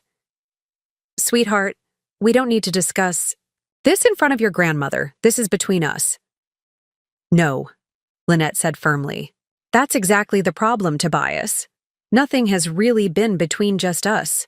It's always been about appearances, about what your parents expect, about the image we present. I've spent 2 years molding myself to fit your world, and in the process, I lost myself." His smile faltered slightly. "You're upset about the trust situation, I understand. But my father's attorneys think we can challenge it. The marriage restriction is probably unenforceable." Lynette shook her head slowly. "You still don't get it, do you? This isn't about the money or the trust conditions. It's about the fact that when my grandmother revealed her worth, your entire family's attitude toward her changed instantly. It's about the fact that you've never once asked what I want or how I feel. You just assumed I'd follow whatever plan you and your parents devised." Tobias's expression hardened. Is that what she's been telling you? Turning you against me? My grandmother, Lynette said with quiet dignity, has done nothing but show me the truth I was too blind to see. And the truth is, I don't want to marry you, Tobias. I don't want to live a life of carefully managed appearances and strategic social connections. I want something real. The mask slipped completely then, revealing a cold anger that confirmed everything we had suspected. Something real? Like what? Renovating old buildings and living above a hardware store? You think that's going to make you happy after experiencing what my family can offer? Yes, Lynette said simply. Because it already did once. Before I forgot what real happiness feels like. She slipped the diamond ring from her finger and held it out to him. I'm sorry, Tobias. The wedding is off. The weeks following Lynette's broken engagement brought a flurry of changes. There were difficult phone calls to make, deposits to cancel, explanations to provide to confused friends and disappointed relatives. Victoria was initially furious, convinced that I had manipulated Lynette into throwing away the social opportunity of a lifetime. But as the dust settled, something remarkable began to happen. Lynette started to rediscover herself. It began with small things. She moved out of her sleek downtown apartment with its carefully curated designer furniture and into the caretaker's cottage on the Rosewood grounds. The cottage was simple but charming, with wide plank floors and large windows that flooded the rooms with natural light. It needs work, she admitted when she showed it to me.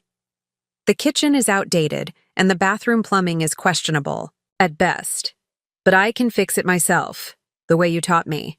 Her enthusiasm as she described her renovation plans reminded me so much of the teenage Lynette, the one who had spent weekends happily helping me strip woodwork and patch plaster. That familiar spark in her eyes was worth more than all the real estate I owned.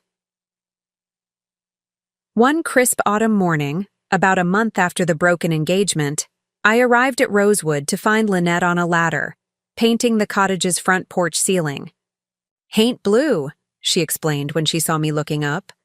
"It's traditional in Southern architecture, supposed to ward off evil spirits. I figured I could use all the protection I can get." I laughed, relieved to see her sense of humor returning. "How are you doing, really?" I asked as she climbed down from the ladder. She considered the question, wiping a smudge of paint from her cheek. "Better than I expected.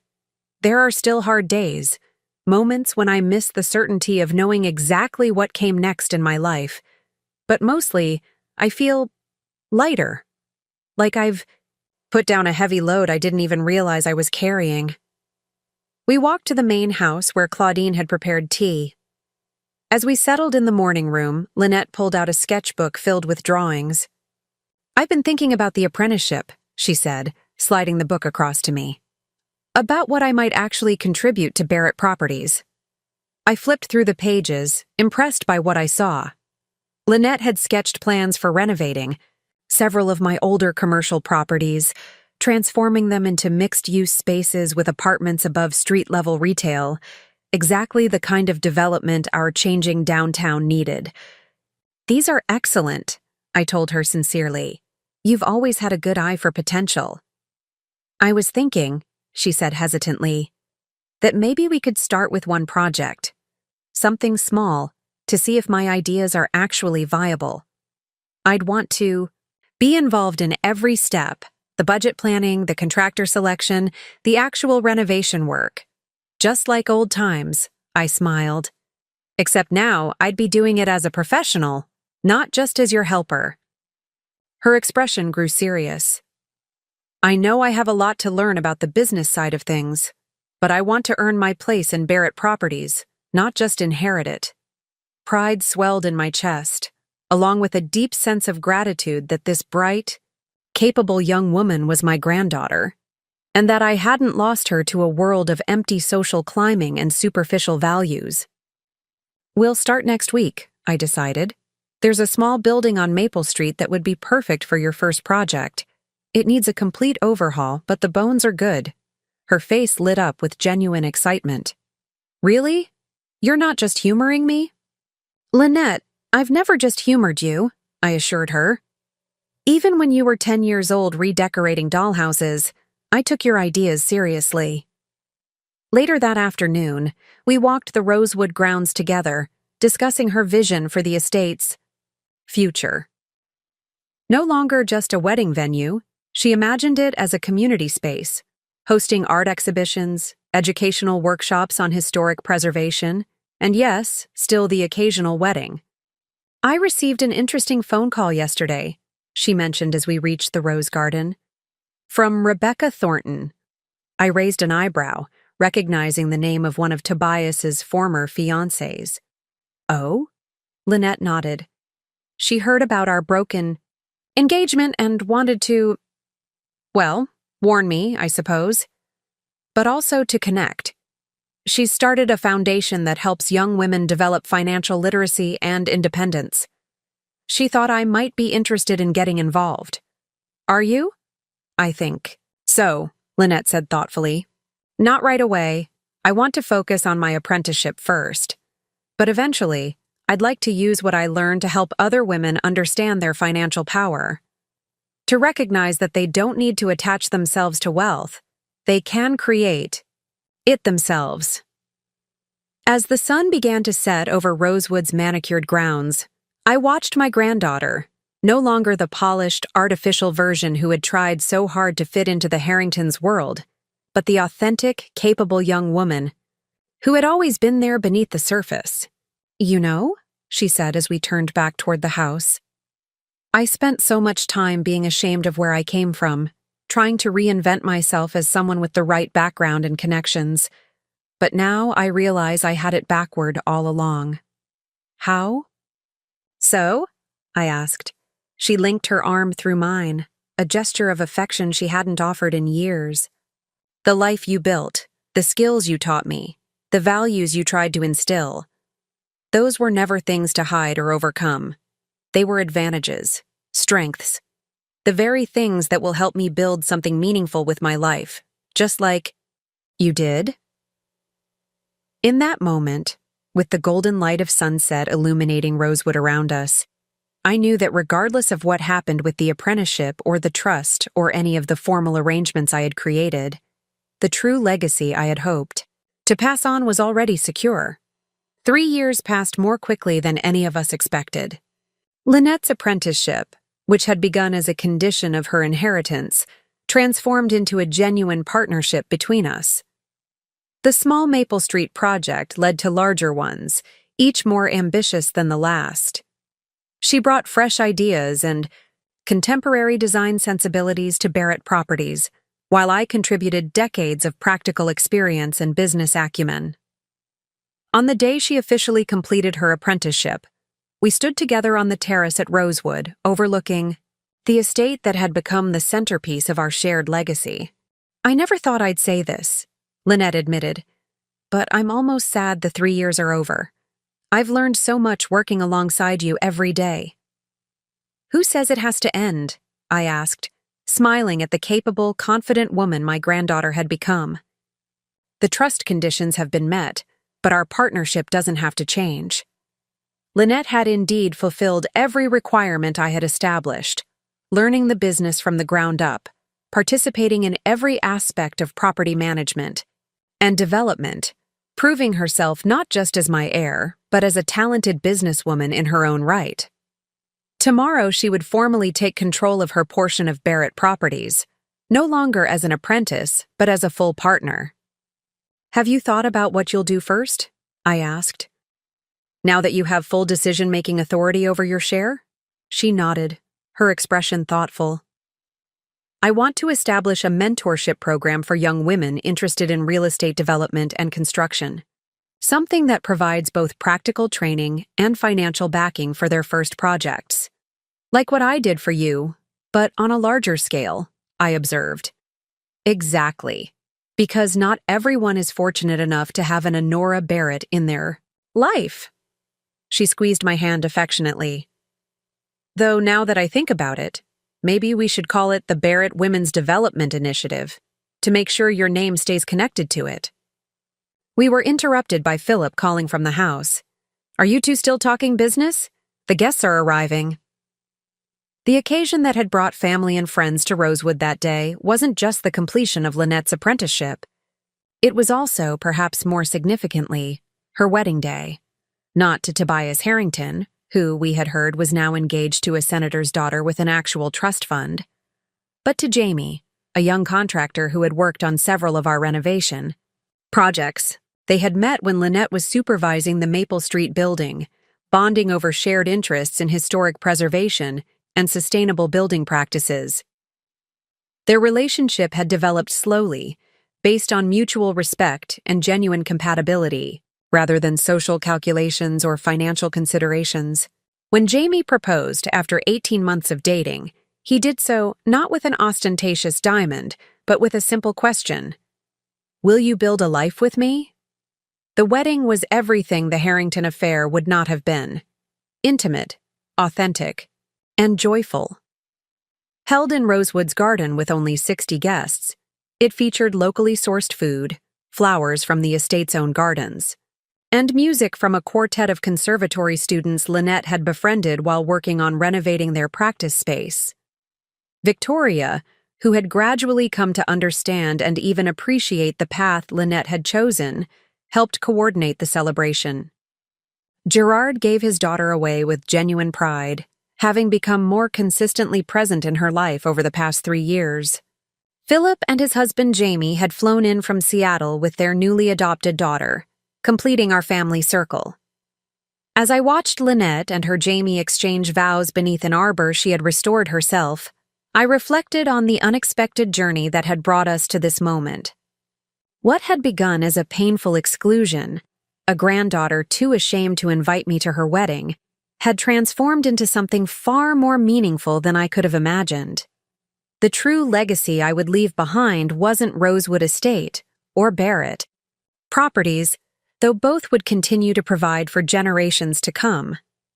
It was the renewal of values I had always tried to embody: integrity, hard work, authenticity, and the courage to choose substance over appearances. Later, as the celebration continued under strings of garden lights, Lynette found me at a quiet corner table. "Happy?" I asked, already knowing the answer from the contentment that radiated from her. "More than I knew was possible," she confirmed, sitting beside me. "And grateful. If you hadn't done what you did, confronting me about the wedding, creating the trust, forcing me to see the truth, I'd be in a very different place now." "You would have found your way eventually," I assured her. "You were always too intelligent, too genuine at heart to live a lie forever." She shook her head. "I'm not so sure.